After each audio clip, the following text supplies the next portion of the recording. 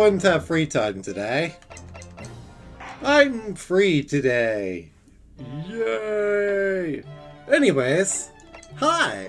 Welcome to Benefits and Freedom. Today, we have the magic. Today, I'm gonna just take a look around for some of the stuff. Just see what all of this is. First, I'm taking a look here in the trailer.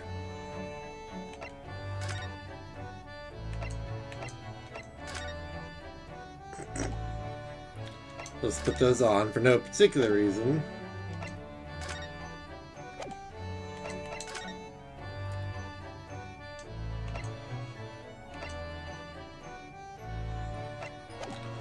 Those won't show up. Oh, goodness me.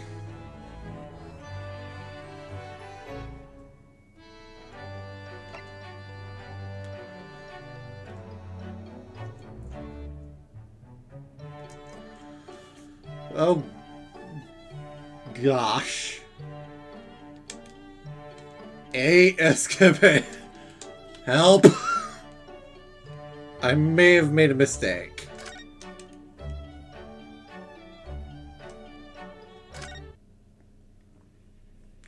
I've saved these for after the game because I didn't want to play these until now. 2nd of November, 3:08 p.m. Supreme Court Adjudicature, Defense's Antechamber. 5.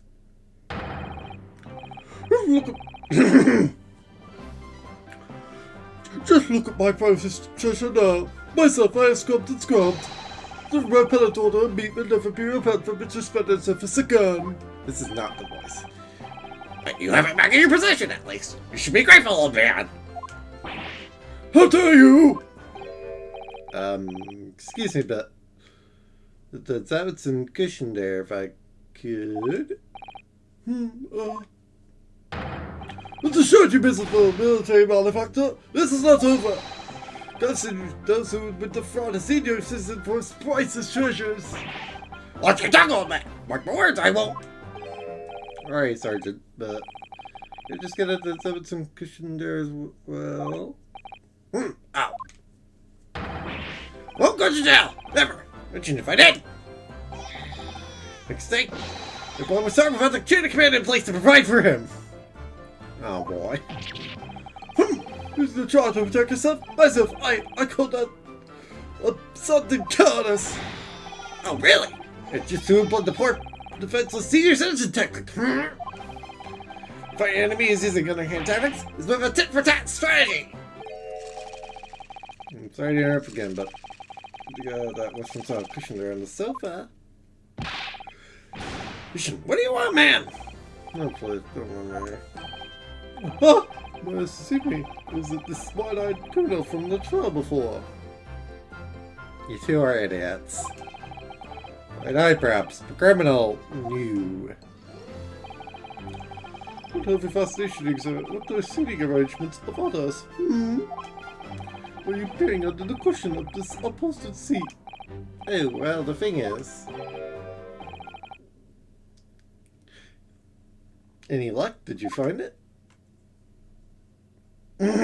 No, sadly not. I don't think it's here, Kazuma. You really are a liability, Bronosuke. Report at once! You lost something, is that it? Yes, we were just on our way to a party to celebrate my friend's victory here, when... I realized that my university pin badge was missing. The university pin badge, you say? Yes, for my color here, you see? Affirmative! Uniforms must be kept in prime condition at all times! Missing badge is unacceptable! Granted, it would probably turn up somewhere. Nessa's voice is really hard, mostly because his voice is really loud. And I'm trying my best to copy J.K. Simmons. So the Koban coin in the stake. A purple which I am acutely aware. I searched now, really. Logical conclusion is that someone must have stolen it. Don't look at me! I don't just find any old metal objects irresistible, you know? What happened? Will you were idle here? Swallow something like that. I'm afraid we'll have to give up on this, okay? You tell the office your student number. They should be able to issue you with a new one. What's the matter? Well, tell me.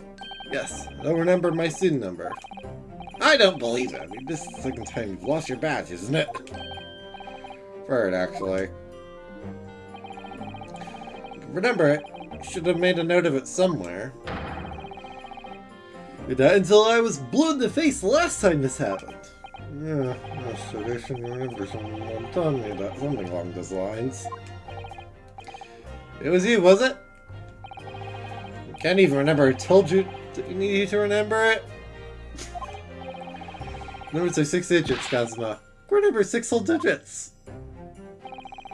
Amazing, exactly. A long-established university, you know. Numbers are still rather low. In fact, they only use the last 3 digits. Well, that might help, I suppose. That might help. And now, there's still the judge who looks like a dog in this place.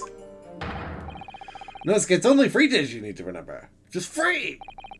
Right, my brain is such a disappointment. Yes, well, anyway, young man, myself, I was greatly impressed with you in the courtroom today. Oh, you mean me? Well, already, before you've even graduated. I thought you know a friend to this one. This one? What's that supposed to mean?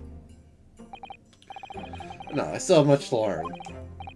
That was brought home to me in no uncertain terms only last year.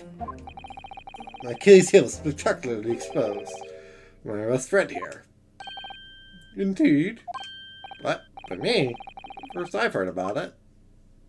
Oh? My Bronosuke Naruhodo. Forgotten, surely? It was last summer. Speech contest. Speech contest? Ooh, that. Stage and deliver a public address on any subject they chose. Being to give the most compelling and powerful speech. It's great, and a huge impression on the audience.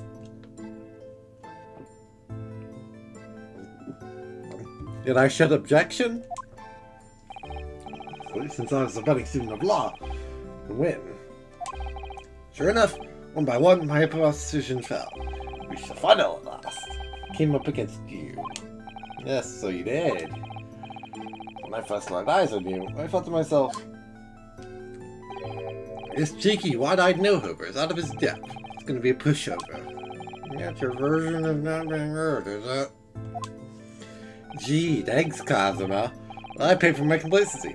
Because it brought on that humiliating defeat. Defeat? How are your ranks compromised?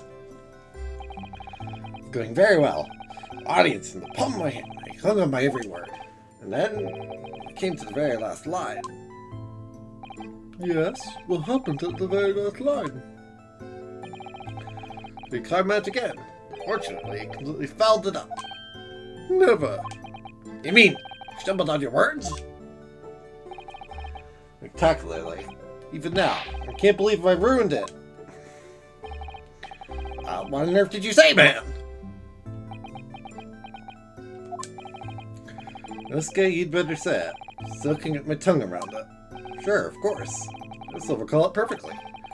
At the end of your speech, rather, what you intended to say at the end of your speech, was this. Arise, ladies and gentlemen, and applaud our forefathers' plight and fight for the filial piety.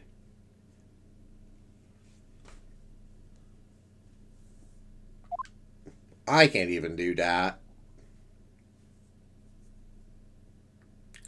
It's that filial word. And what went wrong? Well, indeed. Myself, I see no problem with the pronunciation of these paltry words. In the case, old man, say it yourself. Well done. I shall. All right, ladies and gentlemen, and applaud our forefathers' plight and the fight for final pile. It's impossible! Your rise is delivered perfectly. Me floundering for a whole 5 minutes. At the end of it, I was on my knees in front of the podium, a blobbering mess. Started to heckle you. Or shouting. Hell enough. When delivered his word perfect speech for perfect ending. Go again. Let me see. Fellas, this is simple. Treat your father or mother with respect. Something like that. Obvious. So I lost to that speech. Tongue-tied is the only way to describe it. Quite tricky to say, I agree. That final fight for filial piety, especially. That day I've had this question whirling around in my head. Before it falls to such an awkward phrase. Was it to mock their children? I don't know. I'm called filial piety in the first place. Arrgh! Unless you're going to Great Britain soon. I'll come up much there.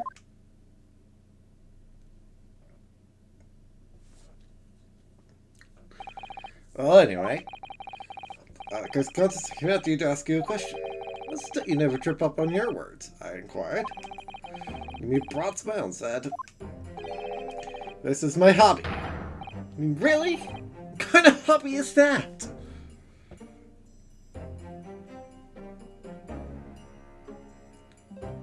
Oh. You know, I never noticed. But if you look really closely at the model of Karuma, you can actually notice that Karuma's tip is indeed separated from the very start. I wonder if that's noticeable all the way back in case 1.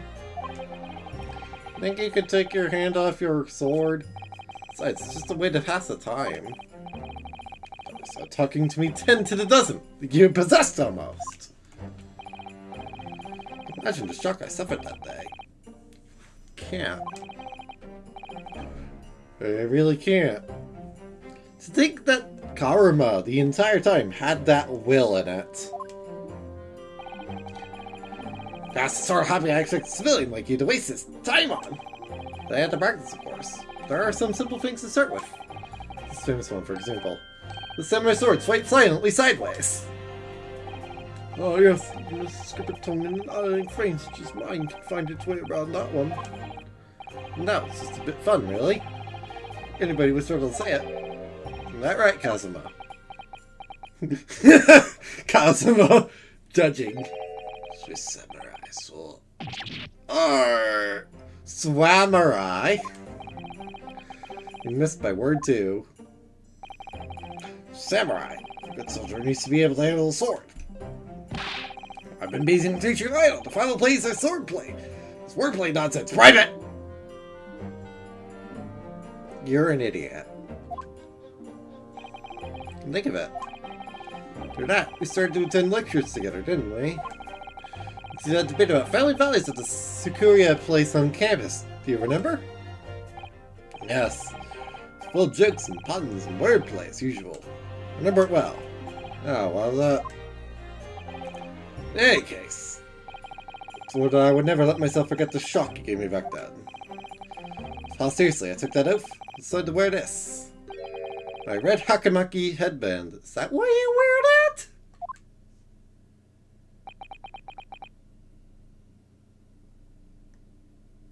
That's a really dumb reason to wear that. I'm not gonna lie. Everyone in this room is like, are you an idiot? I'm sorry, Kazuma. Yes? You've lost me there, I'm afraid. I don't see the link. What headband had to do with your oath? God so sides, man. You had a smoke look on your face as you uttered those tantalizing words. What words? You mean another tongue twister? In practice until my tongue bled, but in the end I mastered it. Mastered what? Sorry, you heard this, actually. Listen carefully now. Here it goes. Red headband, red headband, dead headband. Yeah, we're perfect, see?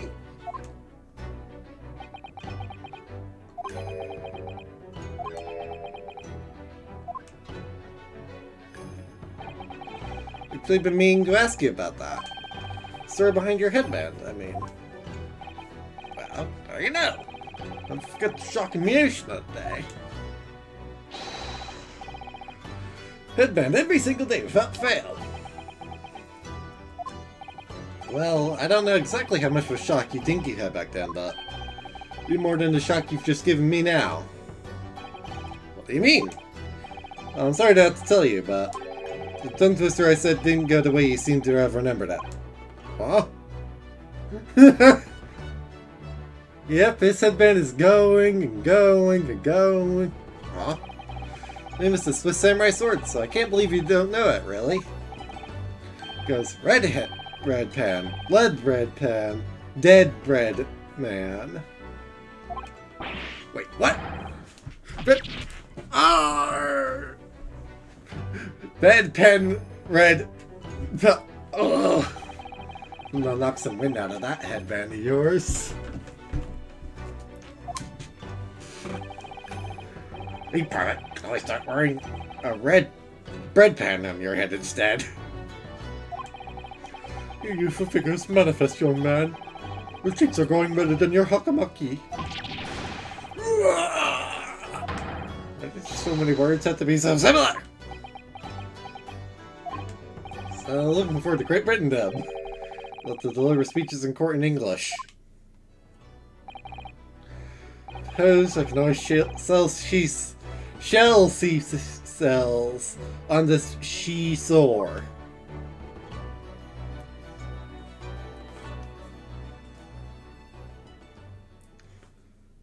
That was tongue twister for me too.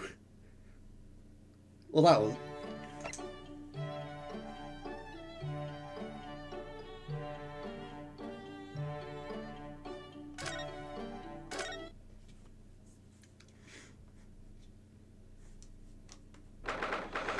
January, 6:23 p.m. on the SS Bordia in the first class cabin of number 1. It's almost 2 weeks now since we left Japan. Can't believe how quickly time has gone. So, next protocol will be Shanghai. Who's that? Who could it be at this hour? A detective. A detective? A great detective. I don't get it. What's a great detective? If you'd be so kind as to open the door. Oh, yes, sorry, of course. Actually, I should start reading this in my normal voice because Kazuma is now the main character. That's kind of the rule. Hello, Sholmes. How are you doing? Nothing wrong, detective. Are you investigating a case? Whatever a great detective goes, great cases occur. Indeed, I am the root of all evil. What the frick are you saying? Herlock? You're not making any sense. Sorry, I don't think I want you in my cabin.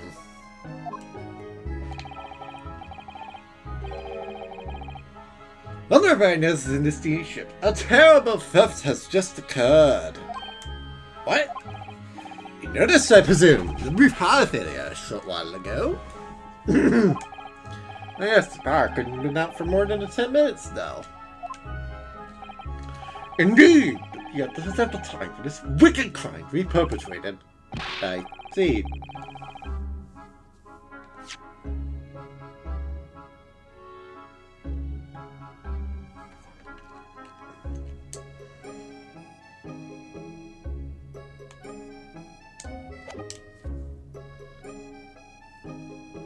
It's a case that needs investigating.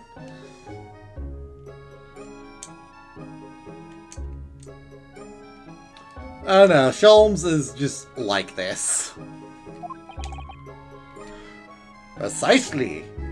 He will, in fact, just say the weirdest things for literally no reason whatsoever.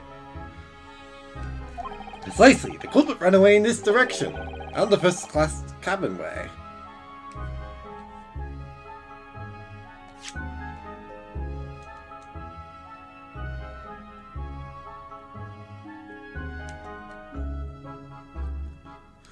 His quirk is, in fact, just saying random-ass sentences that probably make no sense, and then making them make sense in the weirdest possible way. Because this man is on the weirdest amount of drugs I have ever seen. I don't think we'll see it because these are just random side missions. But, oh boy, if I could show you, I would. This guy is on something. He's kind of wacky. I love this guy because he's just funny. You just have to look it up. The Dance of Deduction is full of him just making assumptions of the broadest nature. Like, there's this one time he assumes a time bomb is an anti-gravity device. What is clearly a bundle of dynamite. It's just like, Sholmes, what the hell are you talking about?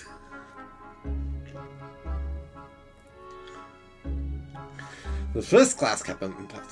Anyways, really? The thief came this way? Sure then.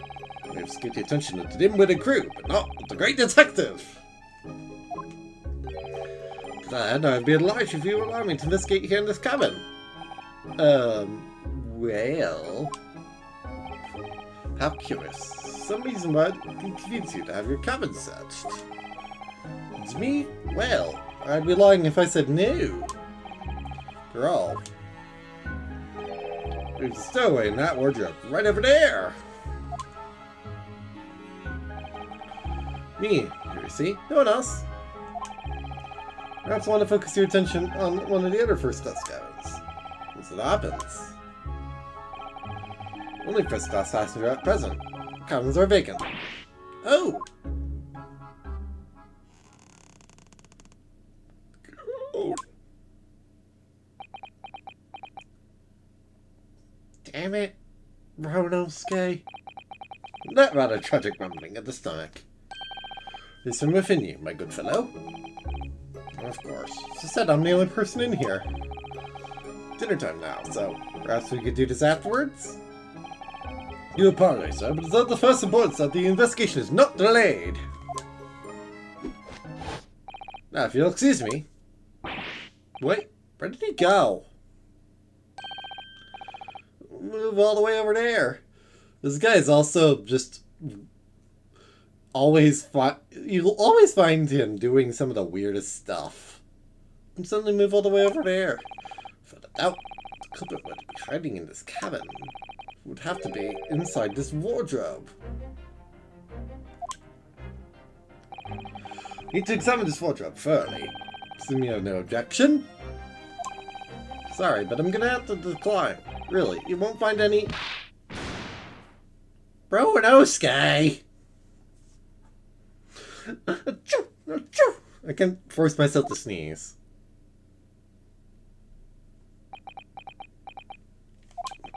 It does too about the tragic sneezes. Alright, some your good self.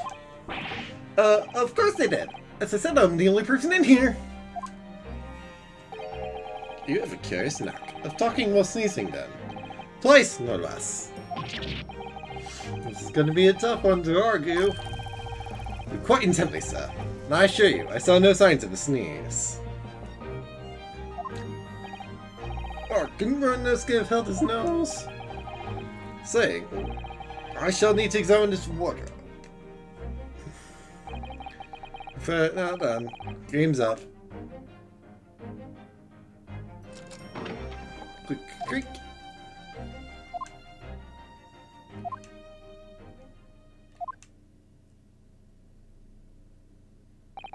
Nobody hiding in there, it seems. What? Surprised? No, not at all. Yes, I am. He was in there for sure. Shut the doors on him myself. And now we have somebody else coming in. More visitors? Who's this now? Him. Click clack. Excusing me. It's Stroganoff. Technically, his name is Strong Enough. I pronounce it Stroganoff because that's how it's spelled. Also, he's Russian. Oh, Seaman Stroganoff. He's Russian. Very much Russian. Sorry for disturbing, but crime has been committed on board ship. Yes, I heard. A terrible theft, actually, apparently. What do you notice? Well, the detective here just informed me, you see. Detective? Yes, I assume you must have asked him to investigate. Detective, could you... Where did Sholmes go? Where did he go? Must ask you to cooperate with investigation into this crime. Fully. I was glaring at the wardrobe already.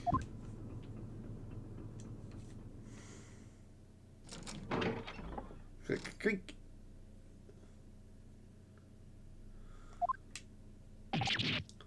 Ah! Well done! You found me!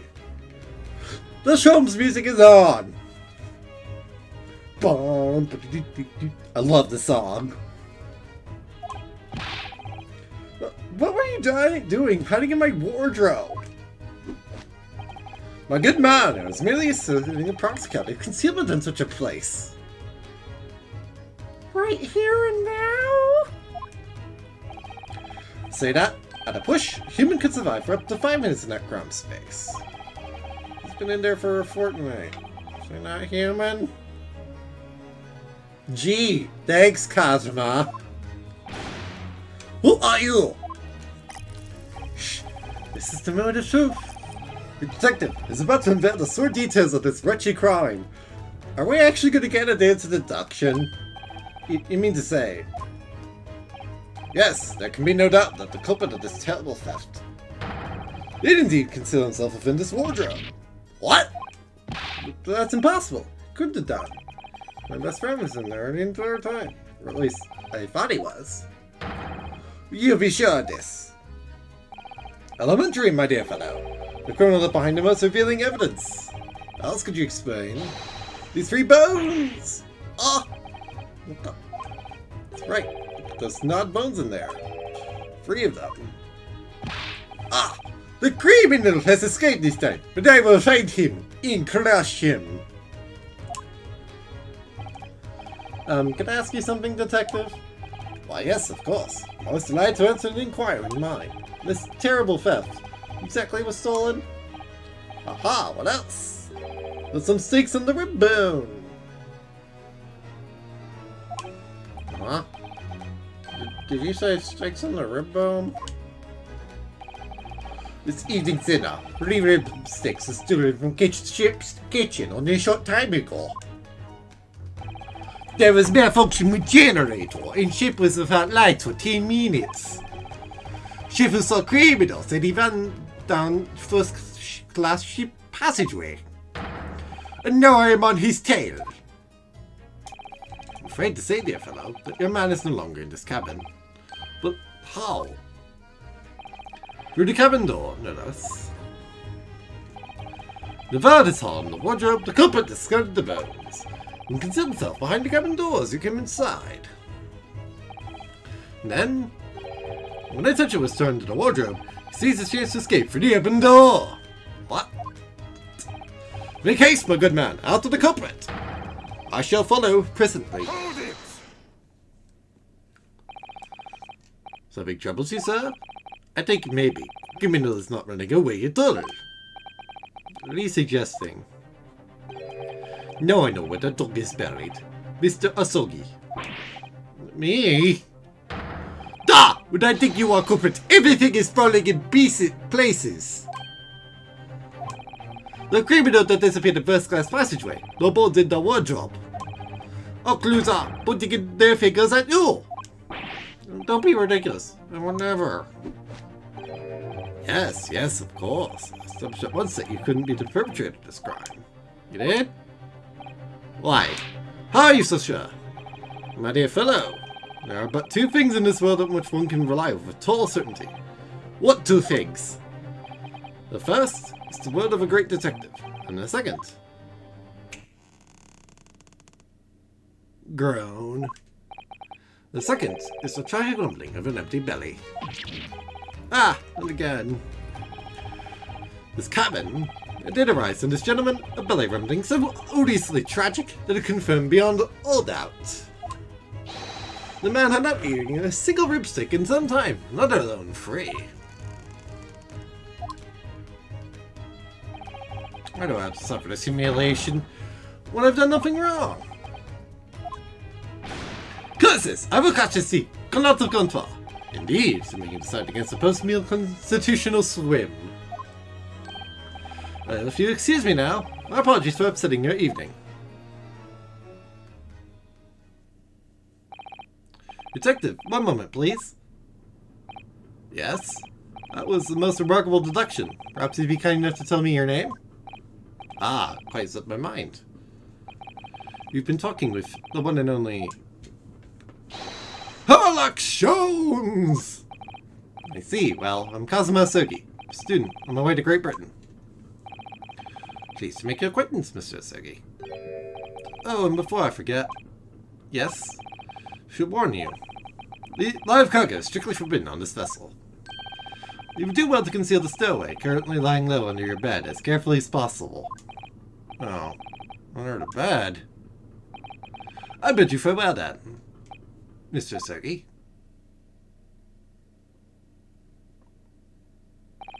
It's uncovered our secret. Suppose I should have expected nothing less of a great detective.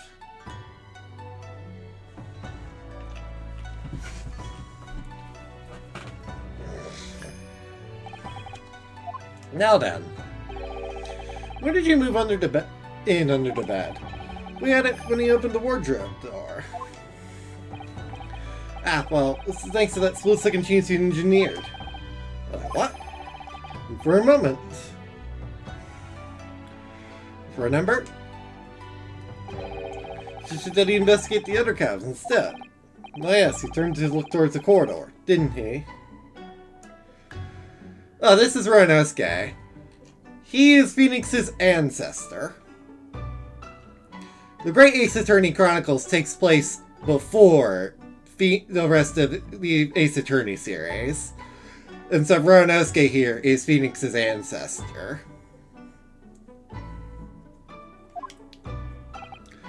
Well, I couldn't see what he's doing, of course. I thought to myself, it's now or never. The next thing I knew, I was under the bed. Give me a scare, don't you? Anyway, what's all this about the rib steaks, eh? Sorry about that. I've just been so hungry.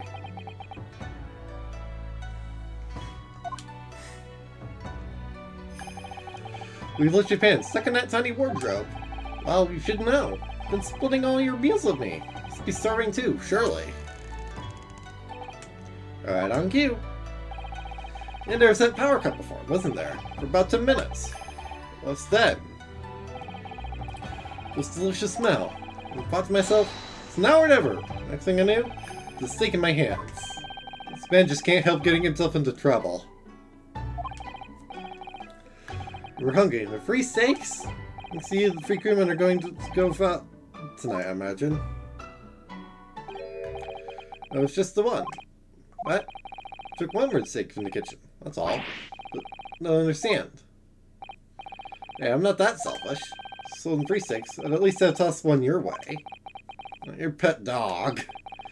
Okay, so the other two. Ah, do you think... could there be a ghost? Roanosuke, you're an idiot. A meat-loving ghost. No, but there is a snake and a cat. Don't ask me how I know these things. It's a long story. involving a Russian ballerina dressed as a suspicious-looking man.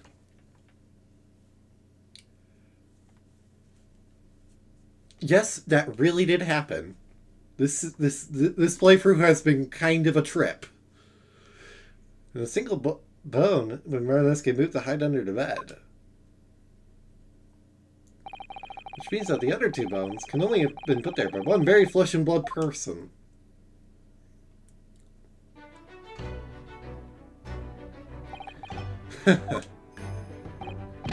What's so funny?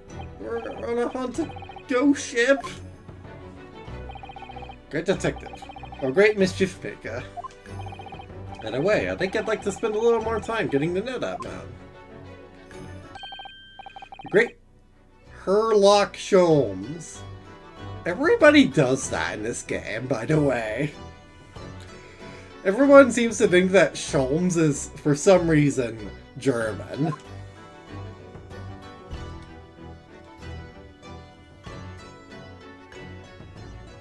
I don't get it. It's a weird joke.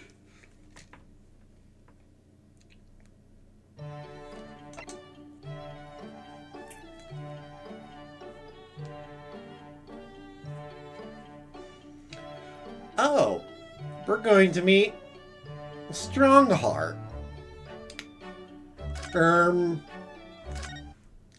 Now I'm going to be spoiling a lot in this segment because we're going to be talking to Strongheart here. 26th February, 9:17 a.m. British Supreme Court, Lord Chief Justice's office. This room is very imposing and also very evil. Here we are again. Every time we visit here, the atmosphere in this place seems to get more and more overbearing. I think we could be at home with Mr. Sholmes and Iris having a nice, cozy breakfast. What have you done to report the outcome of the case, especially since we're guests here in Britain? Great distance it couldn't have been avoided. Suppose not. Even anyone here? I could hear a pin drop in this place. It's too solemn for its own good. It is very quiet, isn't it? The only sound is ticking of the great clock as it keeps perfect time. I always wondered why Strongheart keeps a giant-ass clock and built his thing inside a clock. This dude is obsessed with time. And also may or may not have John Woo as his personal assistant. Oop. That would be our people. What was that, I wonder? Usual comforting sound of the clock seems to have been joined by a less comforting shuffling sound today.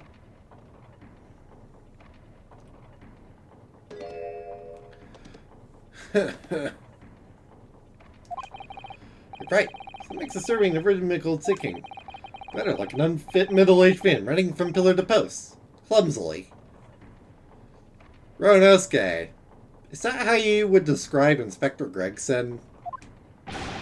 Who you calling unfit? Hey, Greg. Gregson! Oh, Inspector Gregson. What are you doing here? What am I?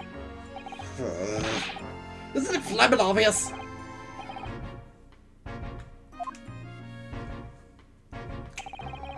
"58 seconds remaining, Inspector." Ah! We have to talk later, sunshine!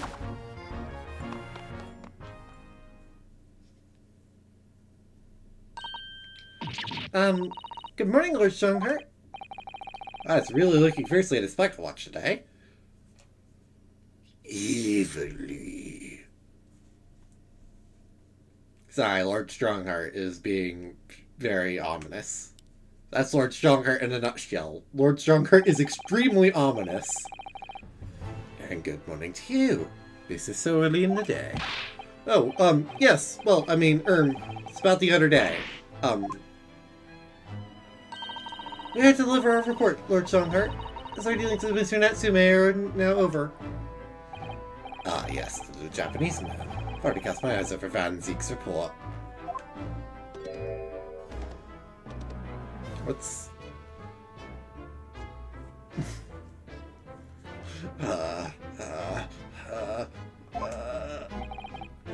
must say the outcome surprised me. I thank you for a job well done. You are too kind, my lord. It's not here! It's not there! It's not over there either! I hope you don't mind me asking, but what exactly is the inspector doing? Okay, hearing around here between the bookshelves, looking beside himself with worry. He's looking for a particular work. The Lion's Pride. Well, there's an all too familiar title. Yes, I obtained a copy from the rented library. However, it wasn't able to maintain my interest, so I soon cast it aside. It's a vacant spot on one of my shelves at the time. Duly stowed the book in there. Unfortunately, I no longer remember where that was. Nope, not that. Not here either. Come on, where are you lions hiding? Oop, lag. Stu back. Today, so I've asked Gregson to locate me for me with his investigative prowess. Inside 5 minutes. And there's John Woo powers activating. I have the powers to summon a bunch of doves at my beck and call. Don't ask how I can do that. There's an infinite amount of doves inside of my office for some reason. Totally not ominous at all. Must say, I've never seen anyone working so hard to find something. It's like a man possessed. Yes, it's because it's most sad I staked upon the outcome. Insert joke here about salary and detectives. Whose instigation? Let me guess, the stony-faced lord. I'm totally not ominous at all. Or planning something very evil. 5 limit time limit? What's the significance of that? There's none. My vulgar, mischievous spirit showing itself, I'm afraid. Oh, but you're on a mission. Yeah. My feet. Killing me. 5 seconds. 4, 3, 2, 1. Time's up, Inspector. Ah! By the way, I guess you're wondering. Yes, Gregson is holding a bag of fish and chips in his hand. That bag is literally infinite. He will eat from that for literally forever. Means that next month, he will work unpaid and have no days off. No. No days off.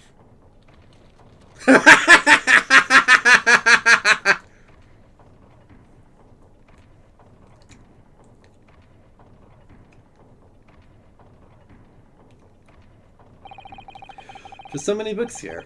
It's overwhelming. Some, perhaps. I've purchased every book in the world on the subject of law over the globe. One never believed in the future decades ago. Lives like this couldn't have existed. What do you mean, Inspector? When I was a lad, no one ever dreamed of buying books. Oh, I see. Western books are such luxury items, I suppose, with their leather covers and fancy bindings. No, that's not it. Oh. It's a tax on paper, see? On paper? Yeah. I mean, it was abolished about 30 years back now. It used to be the case. Tax living on any kind of paper. So obviously that meant most folk couldn't afford to buy any books at all. Ah, is that why places like the rental library you mentioned before came into existence, Lord Strongheart? Indeed, vestiges of the paper tax system, you could say. The general public considers books as items for hire. London is home to a vast lending library, some 3.5 million books. Why do you have to do the weird pose, Strongheart? I could T-pose on command.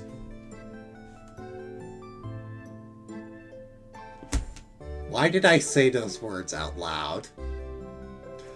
I said the words out loud, and I just realized I made that cursed. That is, in fact, a T-pose.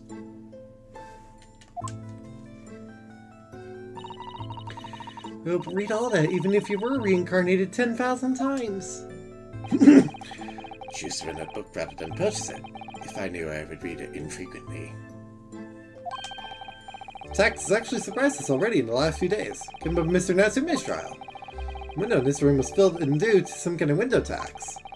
That would be true. Fortunately, the window tax has been abolished here some 40 years ago. In East End in particular, many windowless houses remain. It's always had a bit of thing for tax and stuff. They tax! Sugar, salt, tea, coffee, you name it. Candles, beards.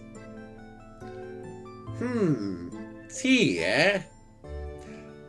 I wonder if that caused maybe something that you regret. Insert American Revolution joke here. Wait, sorry? What's that last one? Did you say beards? Yup, the beard tax. Never heard of it? Never. How do you even tax beards exactly? Should be able to pay money just because they let their facial hair grow. Well, I suppose because it makes them look self-important. Notice we'll have a strict family policy of no facial hair, I think. No wonder Phoenix doesn't have any facial hair. Relax. Beard tax confirmed to annals of history long ago. The British really love paying taxes, I mean. Paying them? Got that back to front, sunshine. Had a lot of funny taxes over the years. Never find anything like that in Japan. Would you miss it though? In actual fact, afraid to say that you would, Miss Naruhodo. What? No. I mean, there had been a window tax in Japan. No, but there have been similarly obscure taxes. For example, in the Edo period, there was a frontage tax. What was that? Tax not on windows, but on the entrance to properties. If your property's entrance was, the greater the tax that was levied on it. Today, some mansions survive with extremely narrow entrances due to that old form of taxation. I had no idea. So you Japanese are twisted as us Brits. We don't ever had a beer tax. I mean, that's really going a step too far. Well, no, that's true. Aware of any taxes for beards, at least. What do you mean, at least? Well, rather than tax them, Shogunate did once prohibit them outright. Ruling cross. Heard of beards? It's called the Great Beard Prohibition, Senato Period Edict.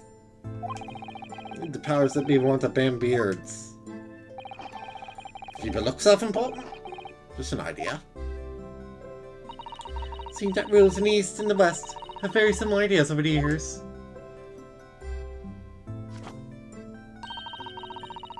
So none other usual taxes in our history, even in our current Meiji period. There have. Example, those before either of us were born. It was a rabbit tax. There was a tax on those adorable fluffy creatures, like the one who makes milky sweets on the moon. Ronosuke, that's a very specific joke that I only get because of the game. Yes, and it was an extremely large tax too. Government demanded extraordinary sums of money. It's just gets stranger and stranger. What's the reason for that bizarre tax then? Well, after Japan opened its doors to the world, it's an unprecedented rabbit boom in the Meiji capital. A boom? Yes, keeping rabbits became hugely popular. New species were traded at exorbitant prices. Can you imagine bunny tax? We've been swindled out of all their money for exorbitant, exotically colored rabbits. Was one of them in the shape of a man? Because I happen to know somebody with bunny for brains. They call her chicks, I suppose. Hard to imagine, though. Just so timid and quiet. You thought one could bankrupt you. Once it is wearing social vogue, government imposed a rabbit tax. Thus they couldn't just ignore the problem. Worked because the rabbit boom came to an abrupt end. 6 years later, the tax is abolished. I'll say it about my own country, but Japan is strange. More, the rabbit tax is abolished, and of course, the city reacted by launching straight into a second rabbit boom. Oh dear, didn't think that one through, did they? The ideas about the world are very much altered by the position you hold in society. Responsible for the running of the country, you surely need to raise revenue keenly. Without a stable taxation system, the whole country will go down the drain. Well, yes, suppose so. Some of these taxes. That's precisely why ministers of state use their wiles to invent new and novel ways of taxing the public. Novel ways? Tell me, Mr. Naruto, if you were one of my country's statesmen, me, the first churchman? Yes, what novel tax would you impose? Pray, give us something truly original. Inside 5 seconds. Everyone uses Mr. Naruto, and really squeeze every penny out of the population. Spread the intense stare. Regulators' son isn't in charge. The time is up. So, what's your answer? Well... Air, maybe? Yes, how about air? Air tax, you say? Are we really doing the pursuit music on an air tax? I freaking love this game. We're doing the epic pursuit music on this. Oh, well done, Mr. Naruto. Truly novel and fiendish idea. Just listen to the epic music going on over this.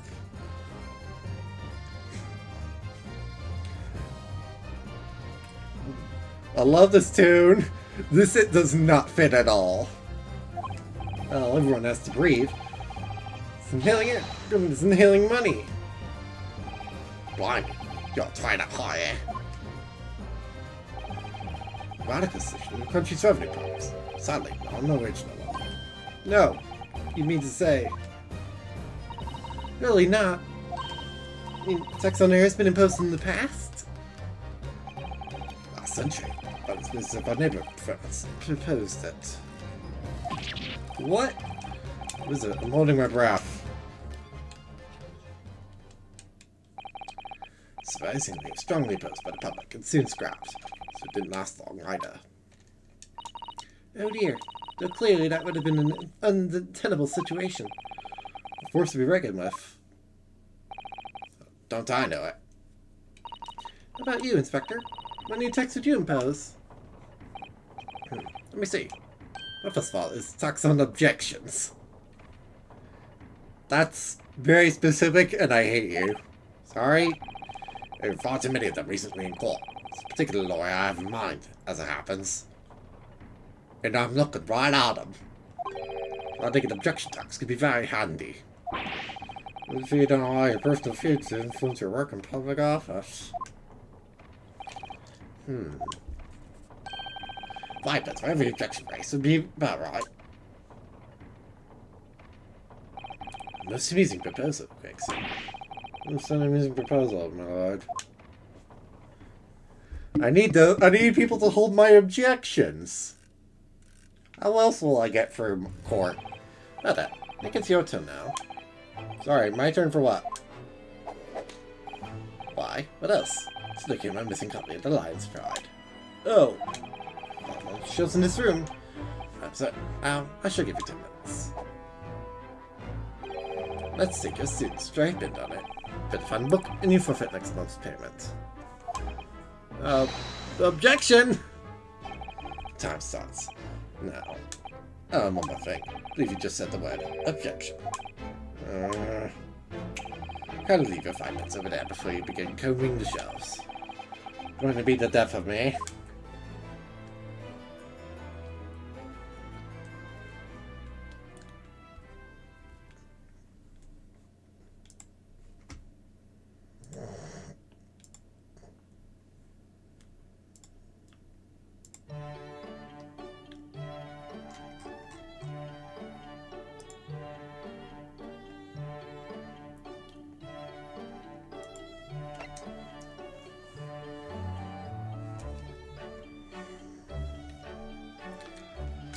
Oh, we get to talk with Iris. Yay, Iris! One of the best characters in this game is Iris. 9th March, 8:23 p.m. Sholm Suite. Good morning, Iris. Good morning, Mr. Sholmes. Oh, morning, Susie. Get breakfast on the table for us all. Ah, Mr. Sholmes. Morning. Come now. Find a long face. Oh, sorry. Thing is, just had a rather strange envelope posted on my door this morning. Some rather strange things inside. What strange things? Oh, what was it, Bruno? Did I catch a sense of mystery in the air? It's so exciting, Fred Iris. It's just 5 orange pips.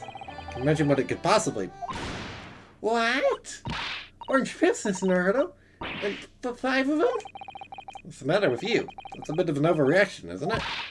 An overreaction, Mr. Naruto. You don't understand. It's a warning. Notice of imminent danger to your life. What? To my life? What do you mean by this, Mr. Sholmes? My dear fellow, why do you make such an inquiry of me? The name of the sender was written on the envelope, and it was yours. Oh, you're right, you know. It says sent by Sholmes, Envoy of Hell. I'd like to point out, Iris is a 10-year-old girl. She just read the words, sent by Sholmes, Envoy of Hell, out loud. I'd also like to point out that Iris has a doctorate. I am not joking. She has an actual doctorate. At 10. This is a real character. I love her.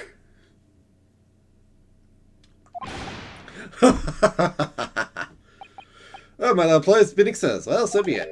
Mr. Mind back, if you will, Mr. Naruto. Time for our dining last night. Yes, this is local Japanese food for us.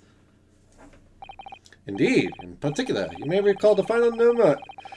Well, that I was about to savor. That is, before you swooped in with your clacking chopsticks and flitched it from under my nose. Oh, I assume because you left it that you didn't want it. Left it, my dear fellow, because I plan to enjoy it as my last mouthful. Except by the subtle dilation of my right pupil. This time will be helpful next time. Just an idea.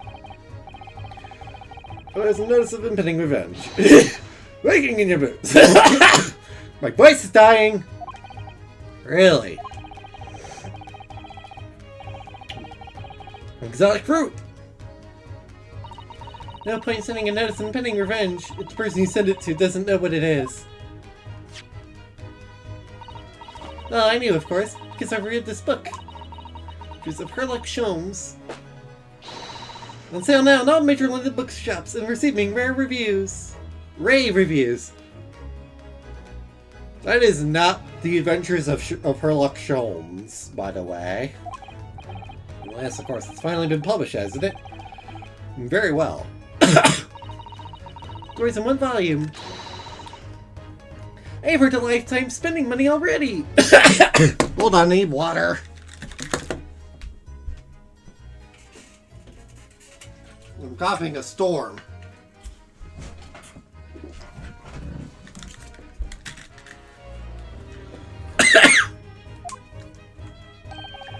Oedipus, my name. In fact, only the other day, a Bohemian king sought to engage my services. Really? That's extraordinary. For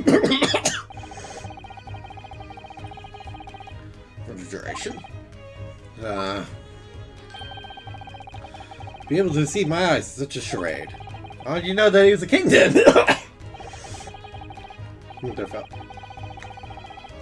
Louis apparel. Alright, left side is mustache, quivered in quite a manifest manner. Simply brilliant. Kiss of the man, sent his quality fresh cod as a mark of his appreciation.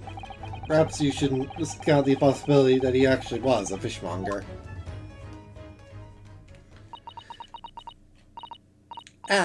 Is that... Can anyone else smell burning? Oh yes, you're right. And look, smoke! Adding maybe... Fire! Fire! There's a fire, everyone! Really, fire! What? The building! Oh, wait. Smoke! The flames are burning to death! Burn it off. so much. Sorry, but I'm... Oh, Reno, you're so funny.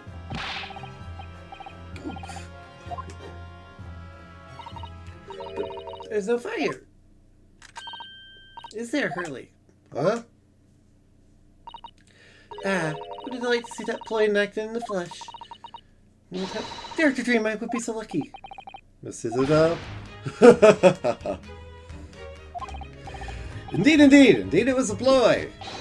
The devilment engineered by my pluckish spear. Well, trick. Why? Experiment in the mine, Mr. Nardo. His life is threatened. Compelled instinctively to protect that property, which he attached as matching importance. Your own life, Rudo. The most important thing to you seems to be your Durumidal. Not dwell on that, shall we, Iris? Go on, Mrs. Is it a trick? Yes, of course. The very place described in this book. Adventures of Sherlock Holmes. Rave reviews! Oh my god. Silver case. Oh yes, it was a great success, wasn't it? The habit, didn't it? Started yelling fire at every crime scene. And people started paying no attention to you at all. That's true. Time when I was known as the Sholmes the Cried Wolf. I think there's a lesson to be learned in there somewhere. We'll apply for the ideal results this time. Well, I am moved. What do you mean? Iris had immediately exposed her secret hiding place. She knew the nest egg she must have caught somewhere in this room. Nest egg? Think Iris has some secret savings?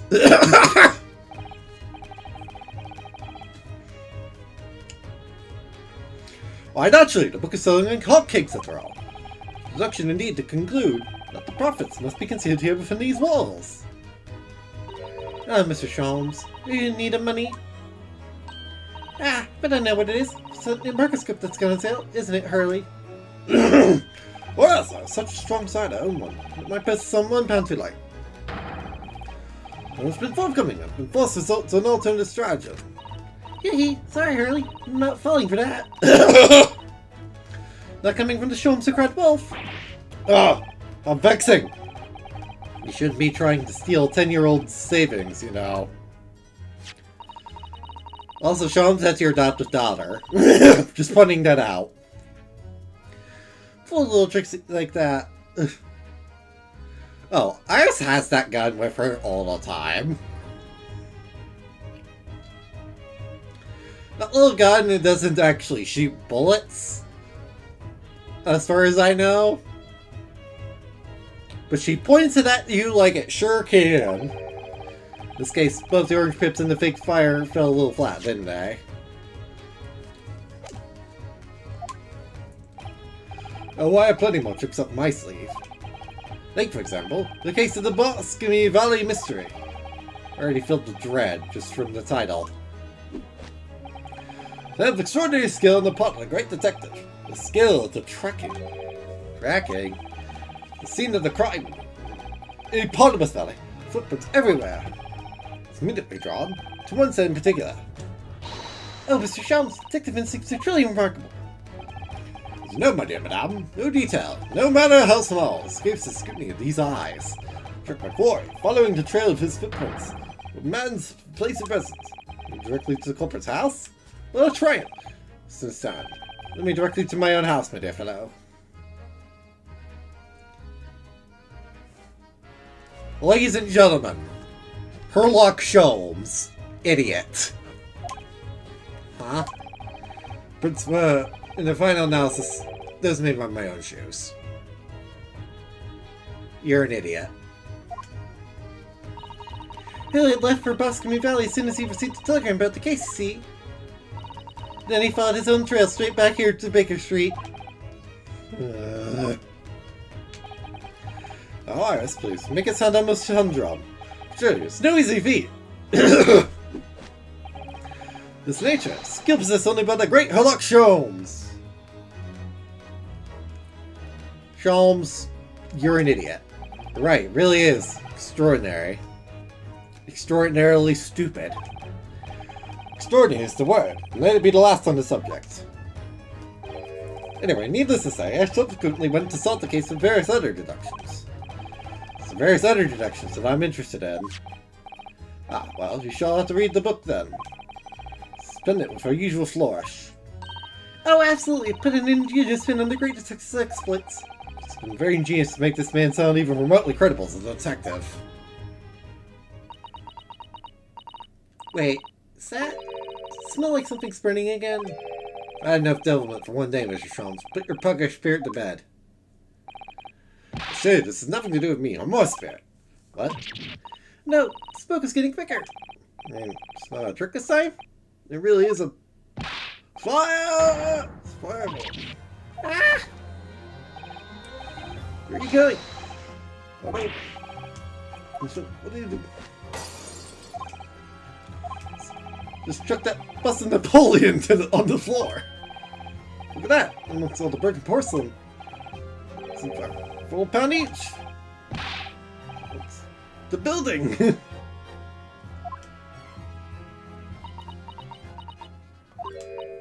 Hee hee hee. Fell for it, Hurley. Look, line and sinker. Aw. You mean, Iris! Wouldn't have guessed that was where you'd hidden it. Do you mean to say that this smoke was...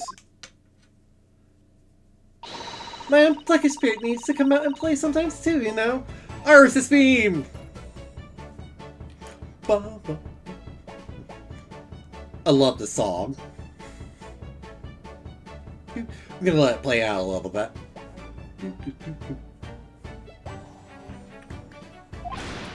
What? Ah, of course. Know what it is, Iris. Indoor perp gun set that went on sale last week, isn't it? That's what you're after. I want one so desperately, but I'm £4 short. Even though you told me you didn't have any money to spare before. You had a secret nest egg somewhere in this room. Ugh, outwitted me again. You shouldn't let yourself be outwitted by a 10-year-old child. You know. Oh, thank you for the loan, Hurley. Oh, but wait. What's the matter? Where's Susie? She's disappeared. Yes, that's right. She went upstairs before, didn't she? Oh, what are you still doing here? We need to evacuate. Fire is...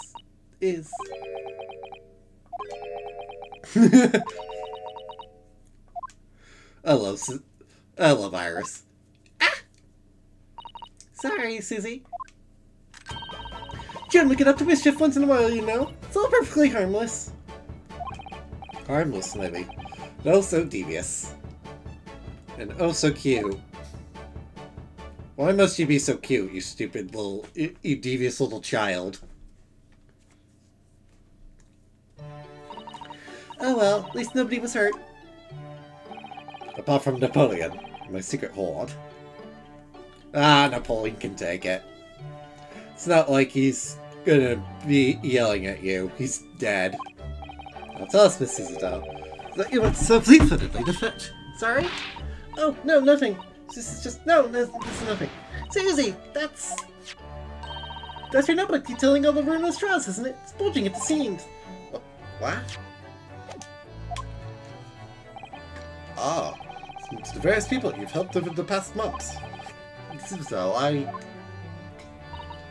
well, I am your judicial assistant after all. Do anything to ensure the safety of these records. With my life if necessary. I mean, it's very important to me. It's like a diary of everything we've achieved together. Getting all teary-eyed now. Also, yes, it's our contrast to a certain someone who would fetch his Durhamidol, I must say. Don't hold that over me, Sholmes.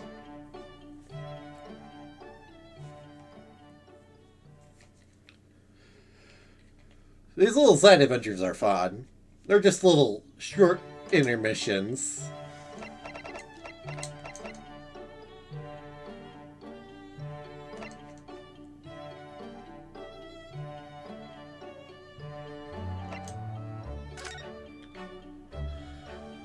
I think these are all just spoilers for the first game. None of them have anything to do with Game 2.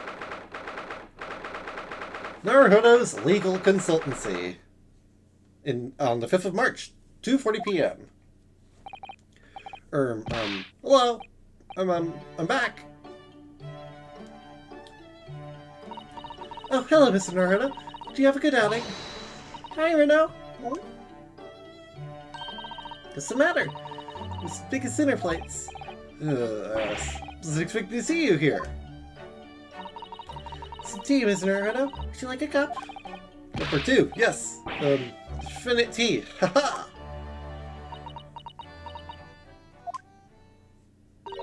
Alright, Reno. What's going on? You're acting extremely strangely. Me? No, not at all. Normal as can be. Normality itself, see? No, that pun is illegal. I had to lean into my microphone to express my displeasure with that. Not again, Mr. Naruhodo. Ah! Sorry? Not what again? What do you mean, sissy? Whenever he goes out on his own lately, he always seems to come back with a peculiar new purchase. Peculiar? Peculiar? What's peculiar about the things I bought? You can get anything British is curio you simply must have. Buying is a bric-a-brac even though you don't know what they are. Well, there are rather a lot of bric-a-brac shops and pawnbrokers and the like around here. Lord Stronghurst to give my weekly report. I must have nerves beforehand. Hey, home, I just find myself in those shops and... Yes, alright, I can't deny it. Oh, that's something. Can't deny it, because your eyes are wider than ever. They ought to put up a warning sign about them. They're bigger than some potholes around here. There's this thing's in the bric-a-brac shop. It's so cheap. It's giving me lots of useful advice about how to pick out the real bargains. Remember, Reno, that Harley likes to have fun with you. Take its advice with a big pinch of salt. Oh, that's true. I think you told me it was the pot stand wasn't a pot at all. Well, it's arrived. Yeah. Come on there. Thank you.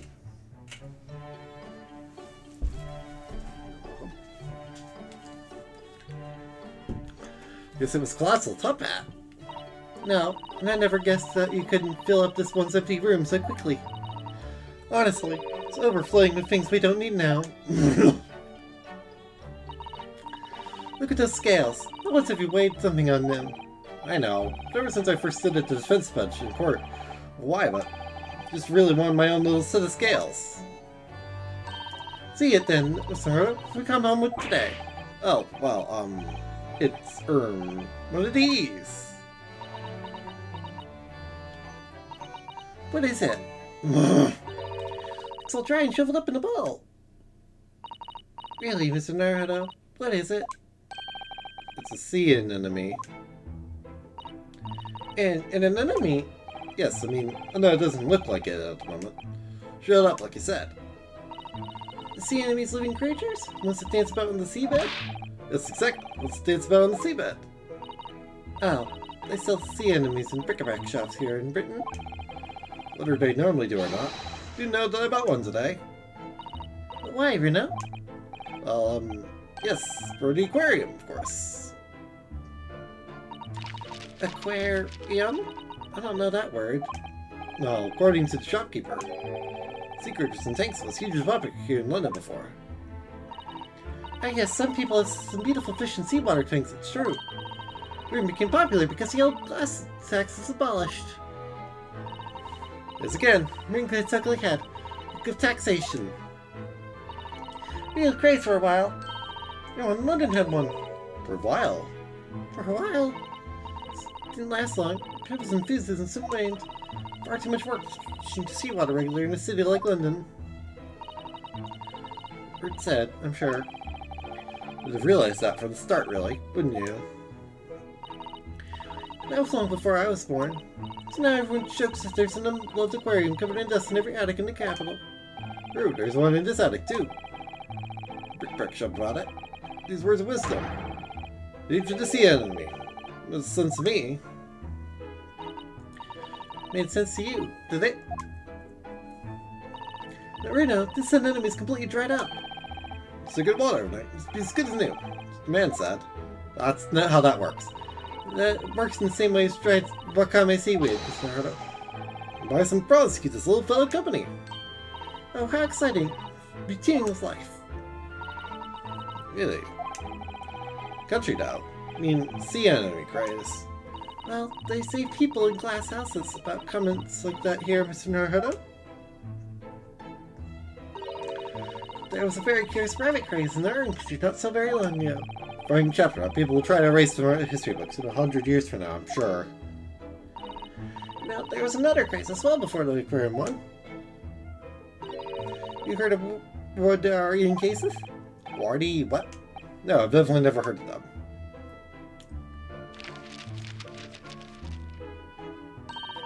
Little glazed cases for growing plants indoors, I believe.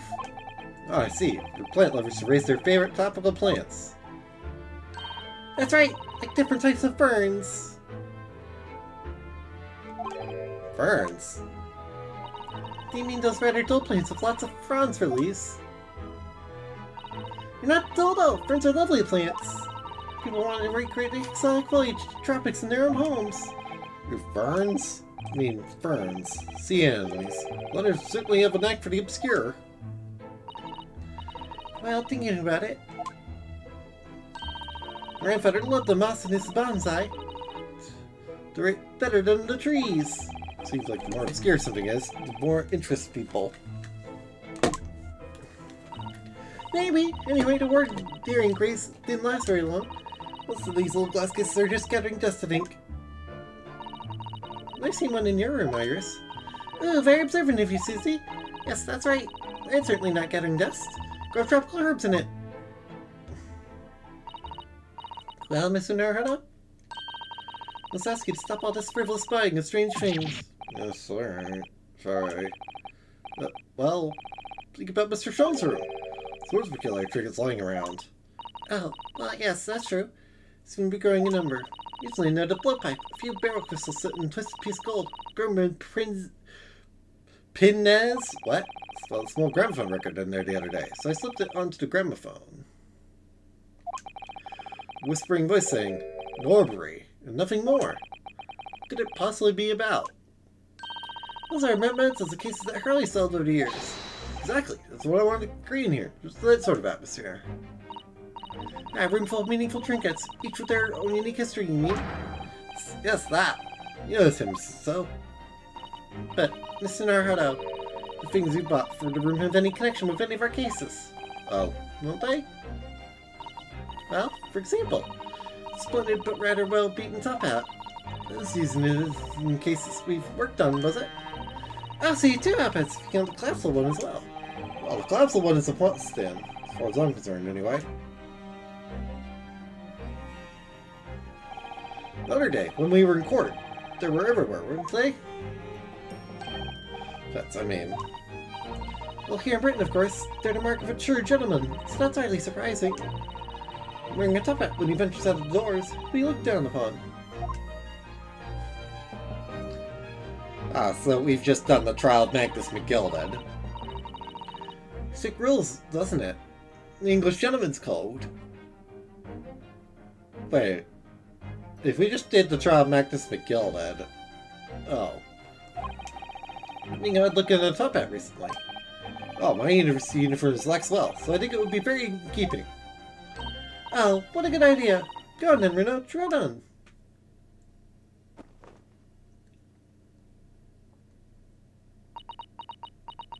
I think that's judging.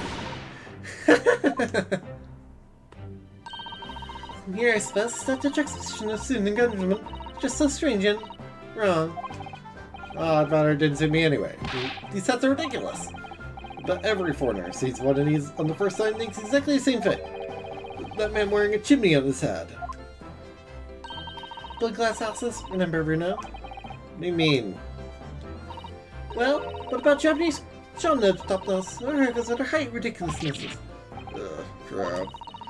Take a hat off, and see if a hat come out, it's on your head for good.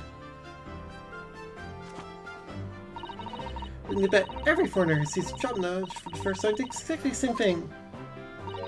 Is that man wearing a cannon on his head? Means has different cultures, isn't it? I got hats. What Mr. Shrooms always wears is really very strange, don't you think? I beg your pardon, Mr. Naruto. What a thing to say. Spare essence, Mr. Shrum.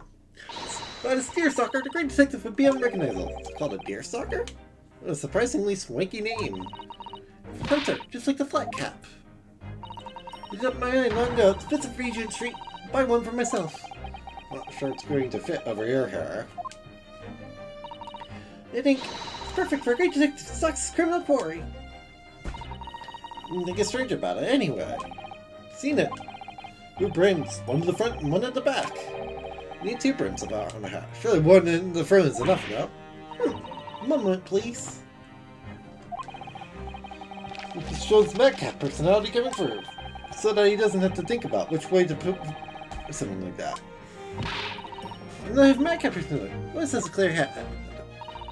Yeah, sure. Made for hunters had to hide in thickets when they were starting to play. Back to society stocks playing skirting back up to their necks. Oh, so that's the reason. Kawhi's for educating us. Spend a lot of time in thickets, though, does he? Well, no, that's true. I'm telling you, it's just his impetuous personality. It's my theory, and I'm sticking to it. Firmly! Ah. Here you all are. Oh, good afternoon, Mr. Sholmes. Speaking of... Not long since made some tea, Sholmes. Would you like a cup? Must have come at a good time, Mrs. Foucault. Thank you. Now, something I should like you all to see. New detective, this great detective's hot. What the? Brim. At the front and at the back. And at both sides. 4 brims in total. Your observation is quite correct, my dear madame. Mr. Majesty, this hat, whichever way I put it on, I shall always have been putting the correct way. Oh. I could, in an impetuous moment, where I didn't run asleep with the brims on either side. That's impressively clumsy, I would say. So regretfully say, I think your Madcap theory was correct after all. Really, Mr. Sholmes, so that brims on all 4 sides like that, wouldn't it just be better top hat instead? I guess then however you put it on, brim all around. What? So true, so true. I've been so blinkered to this fact until now. We happen to have 2 top hats here. Just lift the pot off it. You're welcome to try that one there. Sure, my good fellow. Much obliged.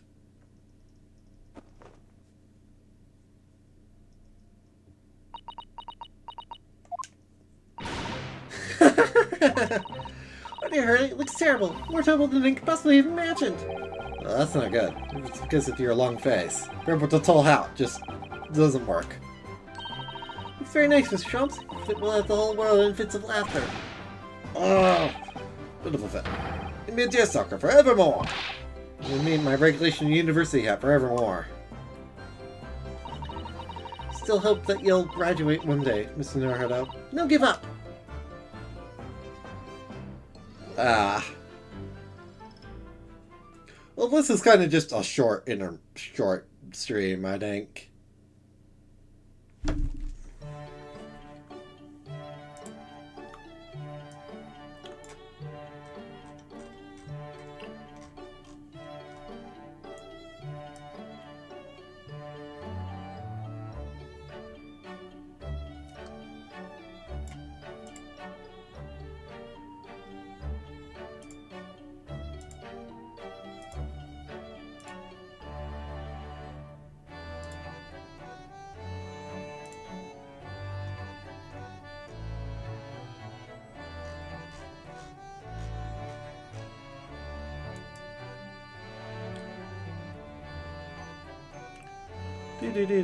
Hold on.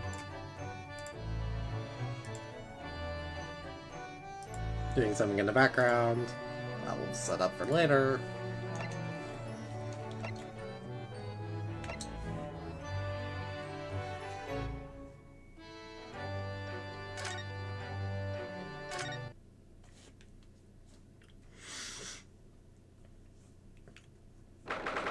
For February. Not 6:09 p.m. Mr. Natsume's room. So, Mr. Natsume, Are you really returning home to Japan? It's Sasuke Natsume. Yes, indeed I am. Everything is arranged already. I'll be sad to see you go. Later, at the room, I worked so hard to prove your innocence as well. Shame. I feel like it was all wasted effort. Don't say that! I know what you're suggesting. Now calm down, Mr. Natsume. It's all fine, really. Good company here, sir. Fear the Reaper. You needn't hide the facts. The Francis are nothing about Japan. Not a skinny cat! And cats. Strum just casually threw one of the pigeons there. Born to Japan, not here. That's what I got to realize! I wonder. Such as yours is eminently suited to London, I would say. There goes Mr. Jones, throwing another cat in the city, I noticed. Everyone in London laughs at me behind my back, like hyenas! Hysterical hyenas, howling horribly! It's Mr. Jojo Pose himself. I'm sure that's not true, Mr. Natsume. Oh, but it is. If I turn around and peer down the fog-filled streets, all I see is foreigners everywhere. Oh, there's you, Bruno. And Susie in here. That's 3 foreigners out of 5 people. Take your point. Only the other day, I was talking a stroke. The fog, as usual, when a young man approached me from ahead. Oh, God, stuck out like a cat. Something is wretchedness moved me so deeply. Ah, I thought to myself, what do you know about something in this hell? But do you know what?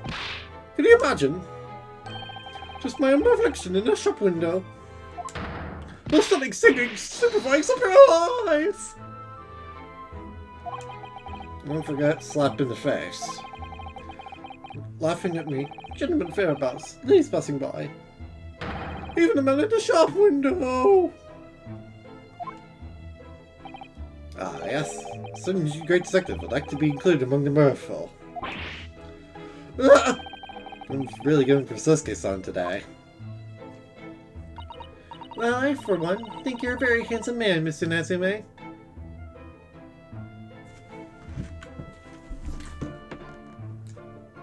Iris? Would you like to say something? That's a really weird sentence to say. At 10 years old. Hey, did you hear that? This 10-year-old girl thinks you're handsome. Isn't that wonderful? Even Nosuke is like... That sentence was really weird. Don't worry about that. That makes me feel suspiciously warm inside. Did you have to say it like that? Looks genuinely delighted. The point is, we Japanese are humble and modest. Being on foreign soil, surrounded by foreign people. How could anyone possibly enjoy that? No one could. It's impossible. If you're genuinely Japanese. If you say so.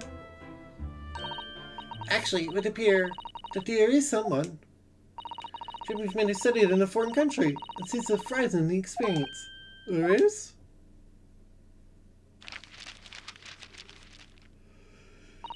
Mr. Ogai Mori. I believe he studied in Germany.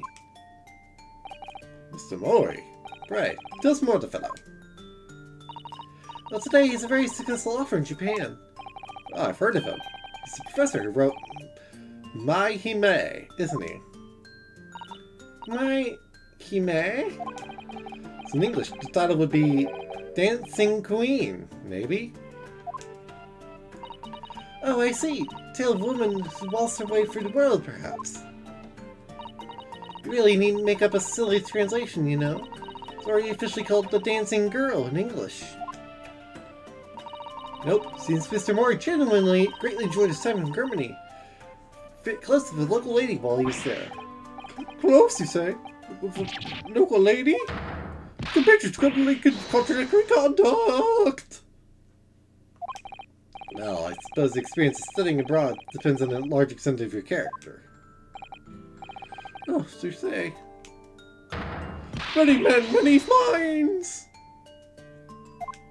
Can you stop posing? Or is it never mind? Natsume close one. It's a slightly black and white view, do you think, Mr. Sholmes? Well, anyway, that's how you feel about being abroad. Why did you study here? Isn't it to further our nation's understanding of the English language or something? Yes, that's right. So what were you doing in Japan before you came to Great Britain then? As a school teacher. Of English, of course.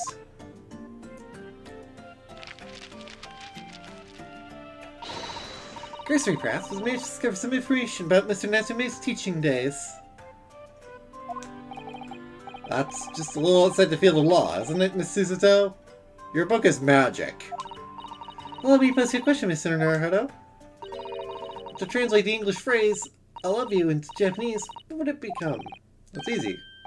Ashiritu, or Suki Desu. I'm butchering that. Wrong. According to Mr. Natsume's teachings, at least. What? Explain, Mr. Natsume. Yes, of course. Your research was very thorough. I used to tell my students. But we Japanese don't express ourselves that way. Rather, we might say... Suki ga kiriri dasu nie. My dear Mr. Natsume, I must interject. Suki ga kiriri dasu nie would translate as, the moon is beautiful, isn't it? I know that! But is that we Japanese are very sensitive when it comes to expressing our emotions. Show our feelings of adoration are Suki by appreciating the beauty of the moon, the Suki. Ah, using the Suki to express Suki. I'm using bland words, I see. No, we're not English, you might understand better. Tanchobs! Bland words, subtle, simple, fleeting and beautiful. It's art! You're just being shy? Ah. Philip, the foreign dancing girl will forever be out of your reach with such an attitude. And the great Mr. Mori would act. Would win the lady's heart in a flash with a well-placed and unrestrained, I love you. That's no, Mr. Mori. We're destined to live in a shower forever. What sort of man is he in that imagination of yours? You just can't settle in this foggy London town with all its foreign inhabitants. By the way, I made this joke, and most of you probably weren't here for that joke. I joked that Sosuke Natsume looks kind of like what people imagine a certain author of poetry looks like. Edgar Allan Poe. Only Japanese. A number of different lodgings I've tried before I found myself here. Happens, even lived on Baker Street at one time. No, really? The South Scholar lives no doubt. A man by the name of William James Craig. Knowledge of Sao is unsurpassed. It's been a great inspiration to me over the... Good interruption, but I'm not supposed to be familiar with the Sao which you speak. It's Shakespeare, of course. Shakespeare! In Japanese we write it as Sa and O. Make representation of kanji characters. So England is Aiki-risu. America is America. Think of it. We sing characters Ri, one word, and Risu in another. Talk about confusing. Can't wait to get out of this. So Shakespeare is Sao in Japanese. The Sao's brutal attempt at the first Sha, in which case, where's the kiss spear? In front of that, we only have the O left. Good, even in the most careful interpretation. Brutal attempt at old man. To me, that whoever had the job of deciding on the characters for his name got bored very early on. The big kanji catastrophe! He agrees. Well then, to the better question. What about me? How'd you write my name? Sorry? Sherlock Holmes, my dear fellow. Speak Japanese characters for my name. Out here. I'm sorry, Mr. Holmes. None exists that I'm aware of. What? Flop. Nothing too Japanese. This. What? Kanji at once? Oh, well, use kanji that's pronounced so to start. Use one more to give. So, perhaps? That'd be about right, Mr. Sholmes. That's almost the same as so, isn't it? Good to try to know. Don't be confused with an old man who died centuries ago. The world's greatest literary figure would rather not be confused with you either. Well, the world's greatest detective is still youthful and full of vigor. So how about so handsome? You're an idiot. Oh yes, that sounds wonderful. I'm sure everyone will be calling you that 100 years from now. You say that with a straight face. But me then, Iris. Perhaps Ahime. See the matter? Ahime. Oh yes, Princess of Love. That's an adorable name for you, Iris. Isn't how Iris's name translates to Japanese. Stop, please! For a name like that. Samoa is more likely to not be burnt in many moments than Rashi declare, I love you! It's very nice to become quite a character in Sosuke's mind. You, Mr. Naruto. Bonaventure Kurobozo is a fitting name for you. As in the Dark Monk. Oh, that's very good. Describes you perfectly, Runo. Thanks, but Bruno's name is already in Japanese. Think I'll be wearing this black varsity uniform for the rest of my days, do you? It already has a Japanese name. Needs another. Well, anyway. Talking about your life here in London, aren't we, Mr. Natsume? Just get out and have fun. Well, you said as much to me too. Mrs. Garrett? Isn't fun at all. It's frightful. Whatever do you mean? A cycle incident! An incident? On a bicycle? Yes, come to think of it. The bicycle is broken. Bicycle parked outside, isn't there? It's in a sorry state, though. Trying to say Nintendo, just as I took it. So alright, perhaps my pronunciation was wrong. So I took my life in my hands and attempted to ride the steels. Find her web stallion to a nearby park. Sosuke Natsume. Idiot. I don't think there's anything wrong with your pronunciation, Mr. Natsume. Shun Garrett isn't the kind of woman to take no for an answer. I want to die. You might as well die in beautiful surroundings. Step up to my first fault. All day dicing with death, but with only relatively minor bruises. Well, you got the knack of it. Don't be silly. Dying isn't something you can learn to do.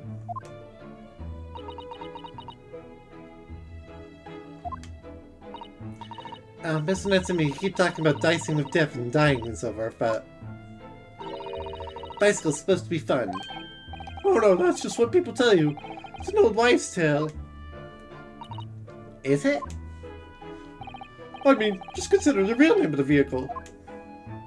It's not called a bicycle for nothing. How could anyone expect to use an lovely named vehicle to move forward is beyond me? Better power process pain! I think it was possible to get worse at practice. Looking to be alive! Although, I must say, looking deaf in the eye for a whole week, I did at least manage to mount the steed reliably. Assuming a few wobbles, I found I could make progress in the forward direction. What a triumph. Let's just say, it was some of a problem. And then it looks... if trying to solve it leads only to a bitter disappointment. After a week of picking one's way carefully along the path of reasoning and thought, see results. Really? So, is that why all your off-the-cuff deductions always seem half-baked? It's like it's your extraordinary mind, Mr. Holmes. Fortunately, after wobbling down the street, I noticed there were little stones everywhere. Dust traps. Not that way, I said to myself. The wild vehicle wouldn't listen. Wobbled up me on and on down the street. So, of course, one of those deadly stones, the crazy colt threw me. Well, bicycles are the upturn of my pitiful life. I wish I could disagree. Same subject. Sure, there's a famous American author who's written about having a similar experience. Oh yes, read to essay too, Iris. Some of us are better read than others. No more bicycles for me. Natsume, at least you have an interesting anecdote to take with you back to Japan, if nothing else. But the bosses spin on things, don't you, Mrs. Isabel? Well, yeah, I haven't mounted a bicycle for some time. No, me neither. That's good. Sure, all ride out together. Huh? That's great. Work for Mrs. Isabel. What? The sun is going down. We push back for long. It's very bright, you know. Isn't too thick today. My beloved ride, it's all bent out of shape. My dear fellow, you are bound to the top of the vehicle anyway. Speaking that's already bent out of shape. Then, come on, Mr. Natsume. Shall we go?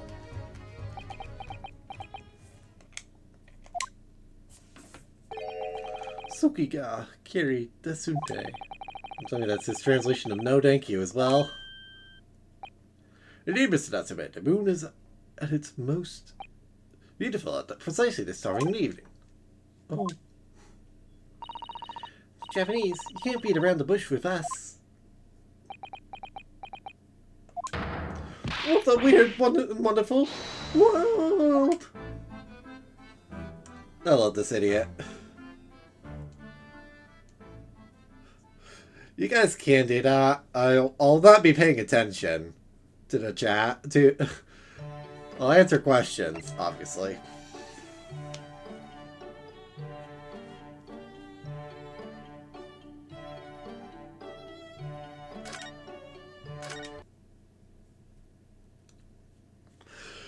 Natsume is also just an idiot, and I love this guy. 30th of April, 12:20 p.m., Briar Road. Oh, it's you two. Hey, you two.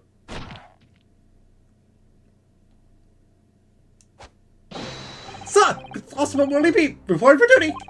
Thanks to the good ops, Lord Van Six. I'll buckle my beat here in the capital.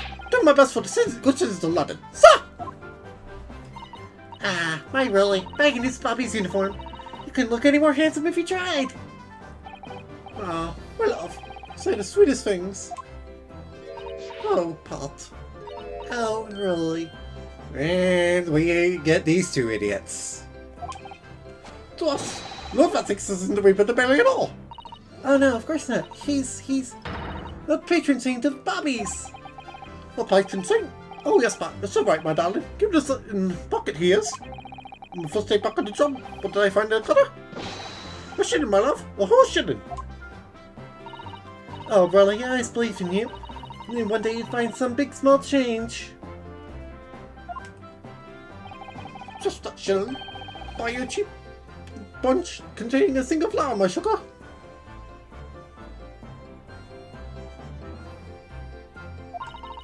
A single flower? Oh, how romantic. But, I'm so sorry, Pop. Really, he's usually tired, but when he's excitable, he's really excitable. Only months ago, that shilling disappeared. It disappeared? But how, my love? How? Think maybe. No, I'm sure. Is this girl, sir? You stole my precious shilling, didn't you, you cheeky little diver? Gina! Blimey. Blimey! You took your time getting round to me, didn't ya? Thought that lovely Duffy stuff was never gonna end. So, shilling you say? Get it from your where? I know nothing about it. What's the evidence, eh? I can't do my Gina voice all of a sudden. Right there, the evidence starting on the back of your hand, young lady. Rolly's voice is really hard to do. For me, lifted it from my pocket just now. Got a nurse stealing from the Bobby. God bless! God bless! This coin's mine. How could you know anyway? How could you know if it was taken just now or not? That is true. Gina's literally always had that coin. You know me. You don't get it, do you? We've hardly got a penny to our name. Coin felt as heavy to me as a bar of gold. Eh? I'm telling you, the moment it left my pocket, I knew. Put myself get a good £3 lighter. Rolly beat. Idiot. Ah! Look, that coin got my blood, sweat, and tears all over it.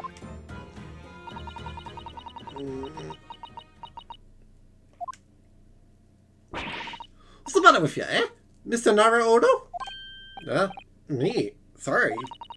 He's in trouble too. You're supposed to be there to help straight away. Not an hour later. This isn't my fault. I've stolen anything. What about you, eh, Sholmes? But you're supposed to be a great detective. Yeah, me, Mr. Stark. You took your time getting around to me, didn't you? Thought that long dispute was never going to end. He said, give us a minute, and we spotted you over the road and said hello. That was 10 minutes ago, Guinea. Been standing here listening to you quarrel with this Bobby. Do I beg your pardon, madame? Should be troubling the public with police business. Shilling blanks to us, doesn't it, really? Of course it does, my love. It's just for you and me, my darling. This is supposed to be a nice stroll of Iris and Mr. Jones for afternoon true. Or we have to run into another fiasco on Briar Road. It could be of any help, Gina. No way to knowing who the coin really belongs to. Let's just drop them together. Wouldn't be so sure of that, Runo. What? Feeling I might know the answer. It's a question of whose coin that is. Ah, my bright young fellow lodger. Let's hear your deduction. Well, there's actually a reason why I suggested a stroll down Briar Road. Oh, what reason? So yeah, I was here yesterday and, well, I dropped a little something. Come and look for it while enjoying an afternoon stroll. Wait, you dropped something? You don't mean... It was the pocket money that Hurley gave me. What's this, Cyrus? You dropped that, did you? I'm sorry. Market on Lime Street yesterday to pick up some herbs, see? The way I must have dropped it. The 1 shilling coin you gave me. Oh! A 1 bob bit! Yes, when I thought back over the route I took, I realized I must have dropped it here. Possible you haven't seen it, have you? It's all my pocket, Gotti. Now it's gone. Look at Rolly's face! I love that face. He's like, oh my god! Well, I'm afraid I don't know anything about that, young lady. Oh, what? Perhaps not dropping your money like that. Sorry. So the constables give you a run for your money with a right eyes. So you need, Mr. Sholmes. I think I'd prefer not being used as a yardstick for looking guilty. It's tough, really, isn't it? I just dropped it, so it ain't yours no more. Anyway, you know what they say. What goes around comes around, so don't feel bad. Look, Iris, doesn't look like you're going to get your coin back. Oh, can't believe I've lost it. Straight after Hurley gave it to me as well. Yes, regrettably. I seem to recall that particular coin was rather significant.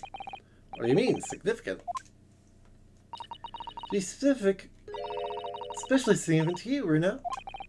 Significant to me? Ah, you don't mean... This is the coin from last night's wager? Very same, my dear fellow. What's this then? What wager? The game of poker. Duel between Hurley and Runo. Poker? What? That tricky card game, you mean?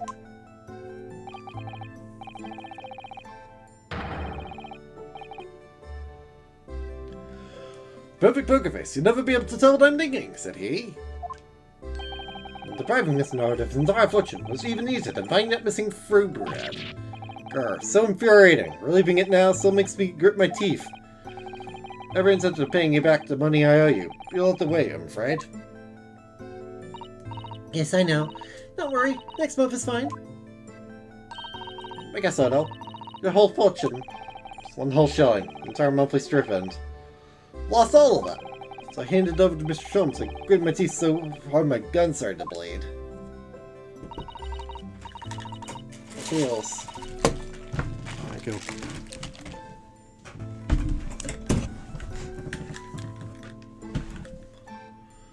Then I'll tell you, Cedric, it's a horrible image. What about a lawyer? Borrows money from a 10-year-old girl. And that's a horrible image. Like artish with this couple is just falling through the floor. Ranosuke, this is the couple who had that policeman over there arrange a crime scene specifically so his wife wouldn't get accused of murder.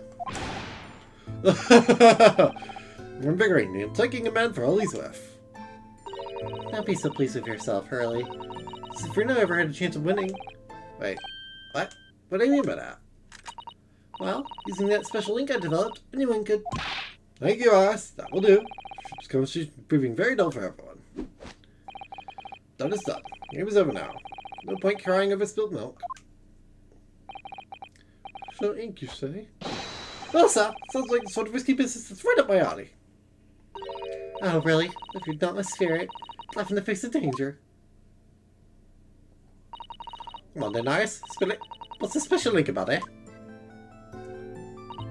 Ah, well, it's what's sometimes called invisible ink. To do is write the number on the first side of every card. So you have some special glasses, the whole game is laid bare to you. Wait, you were wearing glasses last night, weren't you, Mr. Sholmes? Is normal pair. Long lines of... fears suddenly worsened. You failed to question, not as odd was the moment I knew I'd won the game. Was it? Eccentric ways? You didn't even question the sound effect. Gee, Ronosuke, you're an idiot. Tell me Sholmes could see every card, but oh no! What? But that's not my games, that's blatant cheating! An accusation. You honestly consider me a cheat? Please. Trickster. What do you call it? The game doesn't count now. Same Mr. Sholmes. Yeah, me. Well, out of respect for the bad grace of which you defeat, wouldn't return your shilling. Like, you know... Me out of this. My bit was mine from the start. No question. No, sir. But was this your Bobby's pocket a minutes ago? Cyan. Then, what's the evidence? The law, right? It's all about evidence. My stuff. You see, Mr. Naruto? Excuse in court, notice we've had it. Whenever I do sit in court, it's a trait. Excuse you now. Blood, sweat, and tears all over. All these blood, sweat, and tears are the evidence. What do you say? It's time for this. Do you think? Well, if there's any trace of blood on that coin, know about it. Alright, Guinea. Hold very still. What? Boom. Ah!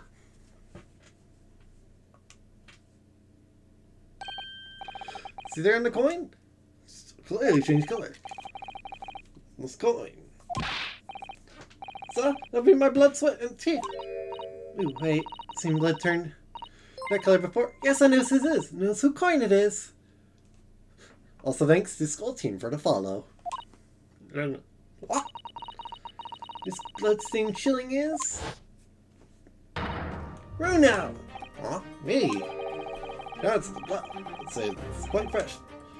Within the last 24 hours. In that case... It's coin what Sholmes had off... Oh no, I was saying the poker game. Do you mean... You really did make your gums bleed. I told you, I was so infuriated to lose, I had to grit my teeth so I hand over the money. Me's by the sound of it. You had the proper job. Come on, Gina, just hand it over, Roger. It's rightfully mine. Fine, alright then. Stop your bleeding, Stan. Bye, Gina. I finally have it back. It's like a dream come true. I never got that one in the bag at all. Just news, I'm so happy for you. Now then, as you promised. Like my money back, please. The shilling I lent you before. Say that you paid back out of this month's pocket money, didn't you? No. Yes. Well then, I suppose. But if you do be kind to your gums. It's like that shouldn't was always destined to be taken from you, sir. Mason, the phrase serves you right is floating around my head. So, Iris promised. Here is the showing I owe. Well, you're repaying me already. Well, thank you. Next month would have been fine, though. What's it all about anyway? What do you learn to know the money for? Yes, well, actually, it's because I went to the Lime Street Market yesterday to buy herbs.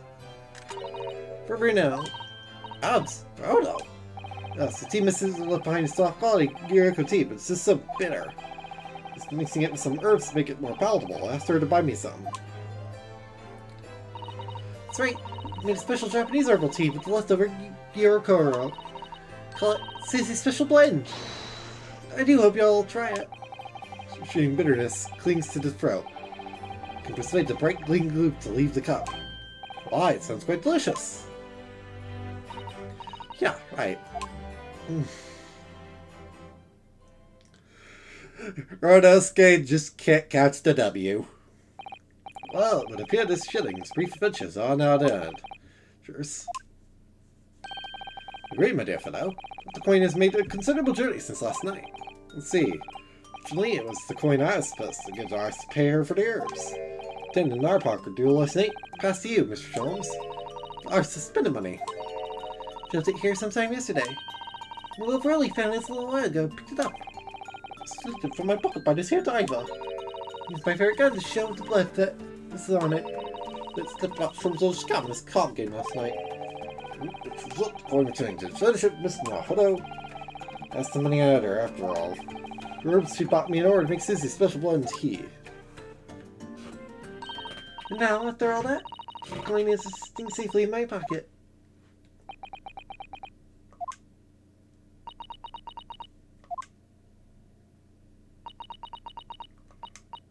Yeah, you're right. That was an adventure. You're supposed to take away from it, eh? This one shilling coin belongs to Iris and Iris alone, I think. Fault your observation, Mr. Dardo. Well, you know what they say. Goes around, comes around. I get the feeling Iris knew it was coming around to her from the very beginning. That's as they say. Well done, my dear fellow. How about this evening we indulge some bitter tea and a bitter rematch? Well, I just think the coming month's spending money in advance. My fault.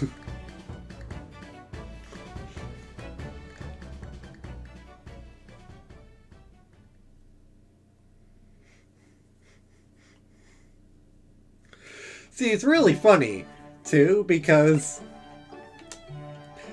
when you remember that Phoenix in the future becomes an extremely powerful poker player.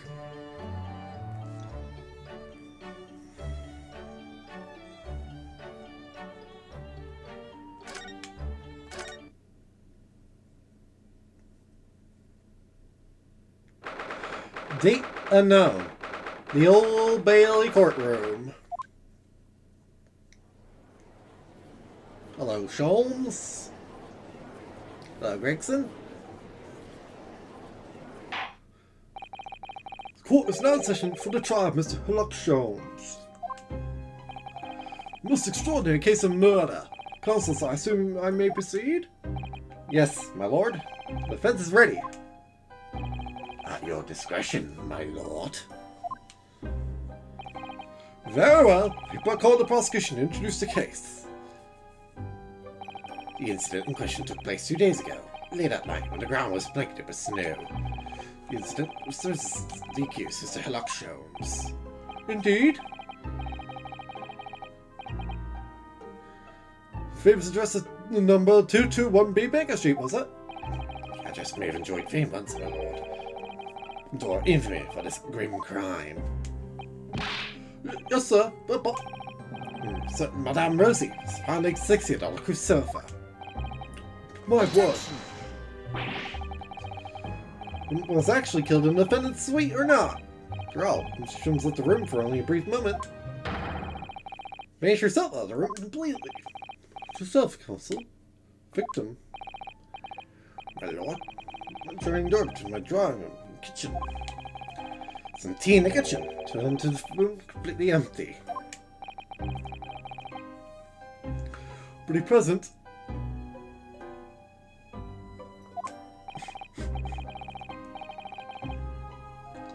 If Gregson and Jikoku met, Gregson would be like, would be sweating bullets. My fellow lodger, Iris, would have been at home. However, on the day in question, she had been invited to a meeting of scientific society in the city. Do you think Iris has a Royal Society award somewhere in Baker Street? I think she does. One city for exaggeration, sir. The victim vanished herself, really. Mean pirate fossil, she don't need to be in the main entrance of your suite. My lord, Keys to the room was locked on the inside. True, Inspector. Such Considerable absurdity that the victim did not leave via my front door. But what about, aha, yes! Look out for a window! Objection! The windows in the room were not locked. It's true, the victim had the opportunity. However... but there's no harm around business outside. Not much of it have been disturbed. Would my learned friend care to explain how the victim could have left without leaving a trail? Madame Rosie somehow vanished from the scene before she was killed. Alarmed by the sudden... Shoot, you got me. Bam. Bullet. She was alarmed by the sudden disappearance of my guest. This gentleman resides in the attic, a room of my own. Took a cup of Scotland Yard. From that, the defendant called for me, and I saw a suite on my way downstairs. And yes, I'm quite sure it was empty, just as Shums had said. You shocked. The spade detective happened to be there. Well, yes, you see, it's just in my office for a while. I haven't got back for some, important business. Having explained the situation to the inspector, looked to Baker Street together.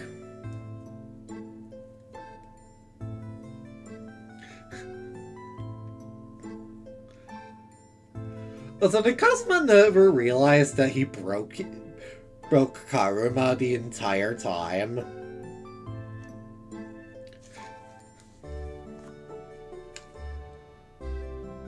Wait, I totally broke my katana. God damn it. Kazama Murasogi, idiot. Having explained the situation to the inspector, we traveled back to Baker Street together. There are no footprints in the snow around the building, others than the one we made. Second time, Consul. Suddenly witnessed the scene where the incident took place. No, my lord. Straight up to the bed in my own room in the attic. Mr. Gregson, however, was met with a most blood-curdling sight. From sofa, the vanished Madame Rosie, motionless. The victim was already dead when you discovered her, Inspector? No, my lord. Not dead. Not far off it. All that remains strength to say these dying words. But rather, Sholmes will be the death of me. Yes, I overheard that. It's time too. With a rasping voice, full of malice. No. Words indeed proved to be her last. Victim expired moments later, there on the sofa. Cause death is certified as damage to the respiratory tract. This is all the strangulation. By the way, I know this isn't an actual, like, case.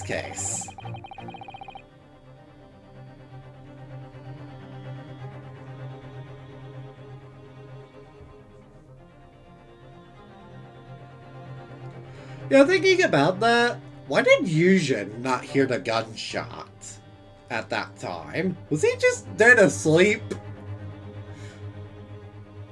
Bro was literally in the room next to Jikaku's. He really should have heard that gunshot. In case that's a contest, you inspect this account. Certainly not. In fact, Inspector has done an unusually fine job summarizing the city of points. Definitely. Dying appalling words indeed. Final moments, the victim names a killer. You, Mr. Herlock Jones! Let's take the victim's life. As you could tell the court, Mr. Sholmes, exactly this Madame Rosie was. Ah, yes, of course. What's in her view? The station that evening. Aqueous and extreme. These trivial matters quickly became a quarrel. Business to make tea. Great, thanks. Here, Dad, not the accused did in fact have a motive for silencing her. This is guest. Objection! Dinner's motive aside, what about the other mystery surrounding the case? That's Inscrutable details. Subsequent reveals leaving no trail of footprints, for example.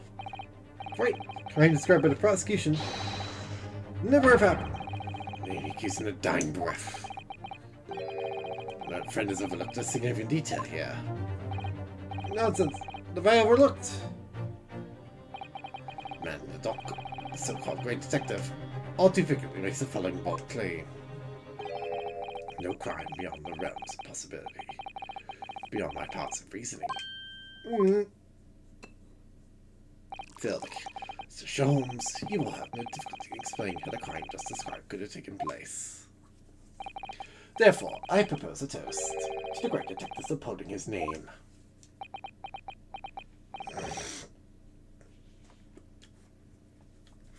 But of course, I put my mind to the matter.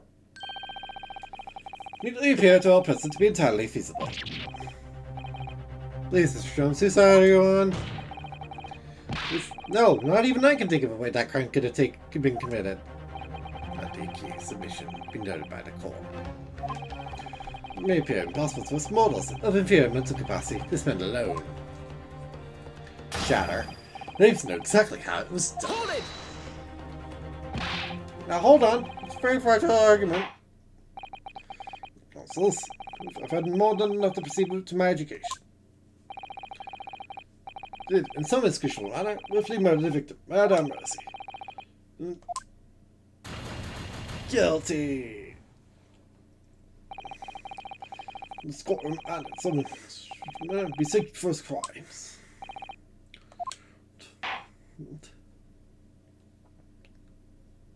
Hold it!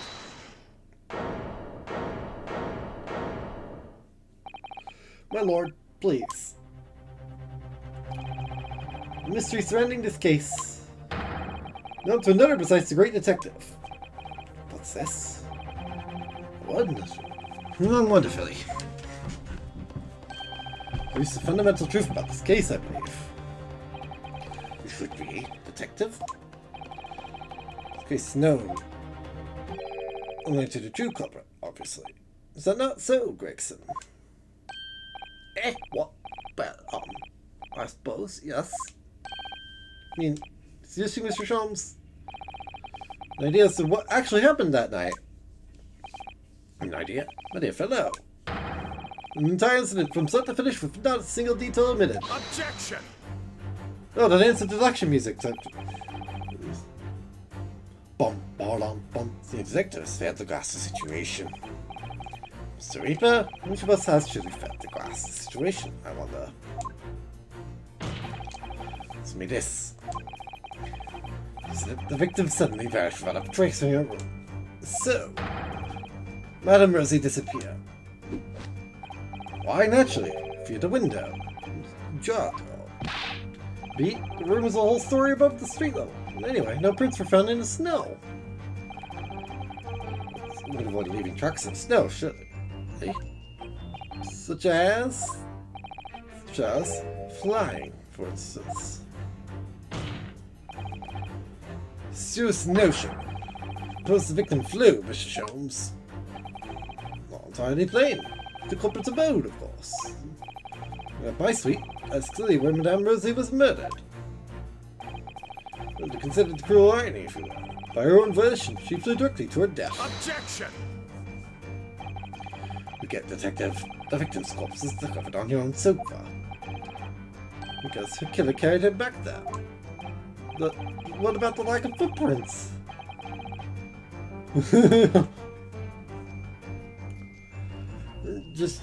There just weren't any. On our own, from when we returned home ourselves. Our footprints refer to your own and mine. You're quite right. There are those of another. Question. There was one other person who could have conveyed the victim to my sofa. What?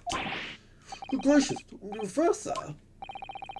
Well, in the very presence at the scene of the crime would have been questioned by no one. Unavailing? Ah, you don't mean... Indeed I do. And I listened to the scene directly upon learning of the incident at Scotland Yard. Namely... You, Inspector Gregson! Not just a big history. Carrying the half-dead Madame Rosie with you. Pseudo alternative, and then laid this victim on my sofa. What? Objection! You're really right. Possibly been carrying the victim. He would have noticed. But a fellow, most obvious answer presents itself, does it not? Really, feather, without his overcoat. The victim was simply conveyed in one of his many pockets.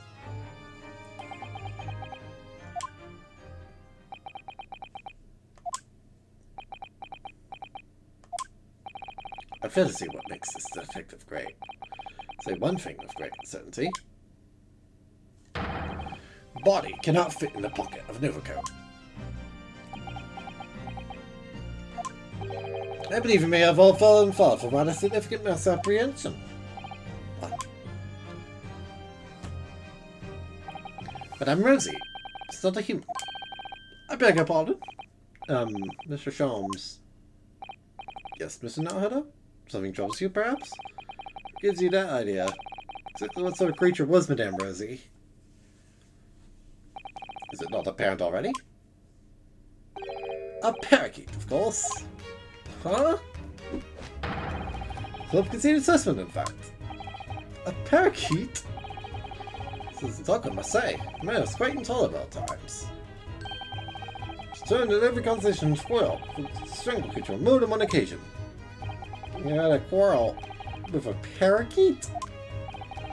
Of course, why else would you have chosen to fly from my window so uncordially that evening? But the inspector here beside me, no less. Inspector Gregson, suppose, but why? Okay, so naturally. What are you?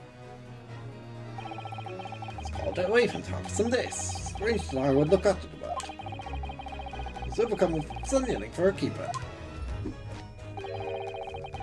My comfortable suite to the inspector's office at Scotland Yard.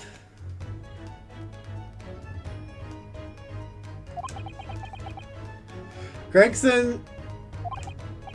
Gregson? It's high time you explained. You know what happened that night. There are details, of course. I think this is all on Van Zeke's, I'm not gonna lie. Gregson? Snoxon.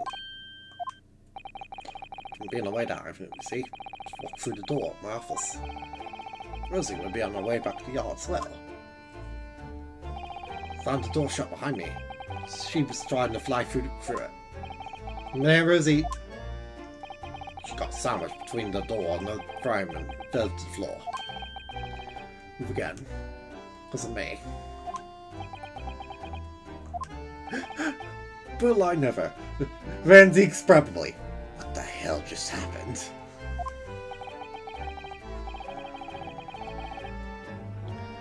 Something. Just when I was thinking of trying to think of a plan. First of all, I talked about some incident at Baker Street. Ah! I Madame Rosie in a hurry. Cool pocket and got in the cab with the pair of you.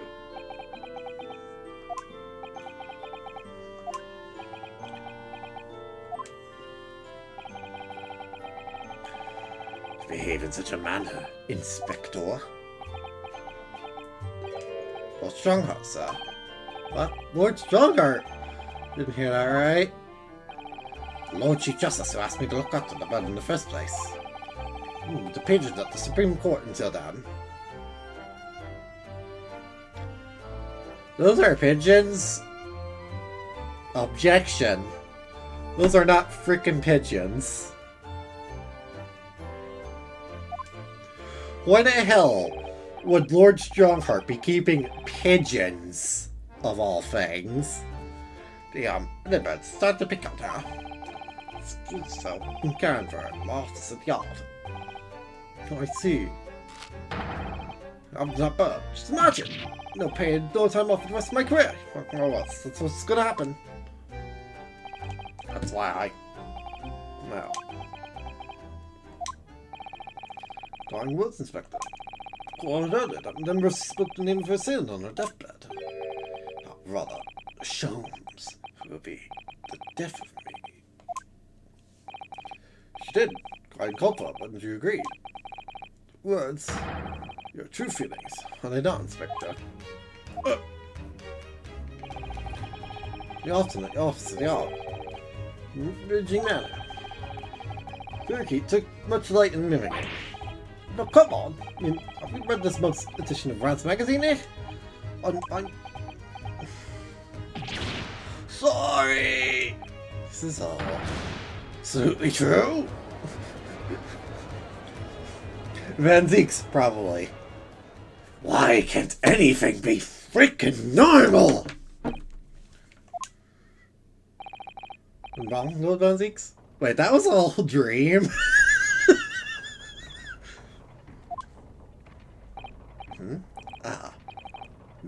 No, nothing. I almost drifted off for a moment there. Hard not to drift off. You've been kept waiting 3 hours already. An information for Lord Strongheart Earl today. With a report on the Winterbank case that he asked for on another day. Tell me, Inspector, what became of that bird? Ah, Madame Rosie, you mean? No escape her. She's still alive. Back here not long ago, actually. Lord Strongheart's orders. Pigeons will accept her now. Something of a shock to hear that she'd been crushed in the doorway of your office. We're all under misapprehension that it was a person. Oh no, that was a flashback. Sorry about that. What's the man that? Ah, good, you're here. Strongheart being weird again. Apologize for my tardiness. Exactly 3 hours, 24 minutes, and 57 seconds late. No, my lord. No, please don't trouble yourself. You're doing nothing for us on that. Hardening. Get done. You're a report. Those are doves. Charles concluded. This is far from over. Dark, Forest, and Laura and I. Some shared destiny. So, the 5th case has just occurred. We will meet again. Of that I have no doubt. Stop, Lord Van Zeeks, did you? This went flying on the pitch star. How bizarre she was. Yeah, the Inspector must be relieved.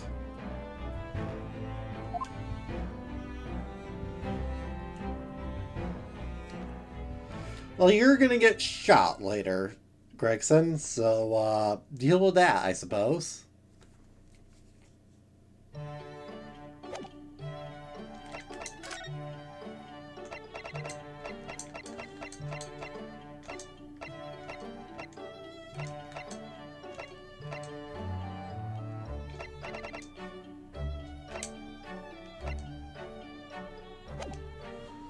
Alright, we are done. That was just a short little stream to come to do all the stuff. The bonus stuff. I'll probably be back in a short bit. I just need to do a quick break to do a few things, and then we'll get to our next thing, because it's time to move away from TGAA. It's been good, but it's onwards to Trilogy now. Goodbye, TGAA. It was good knowing you.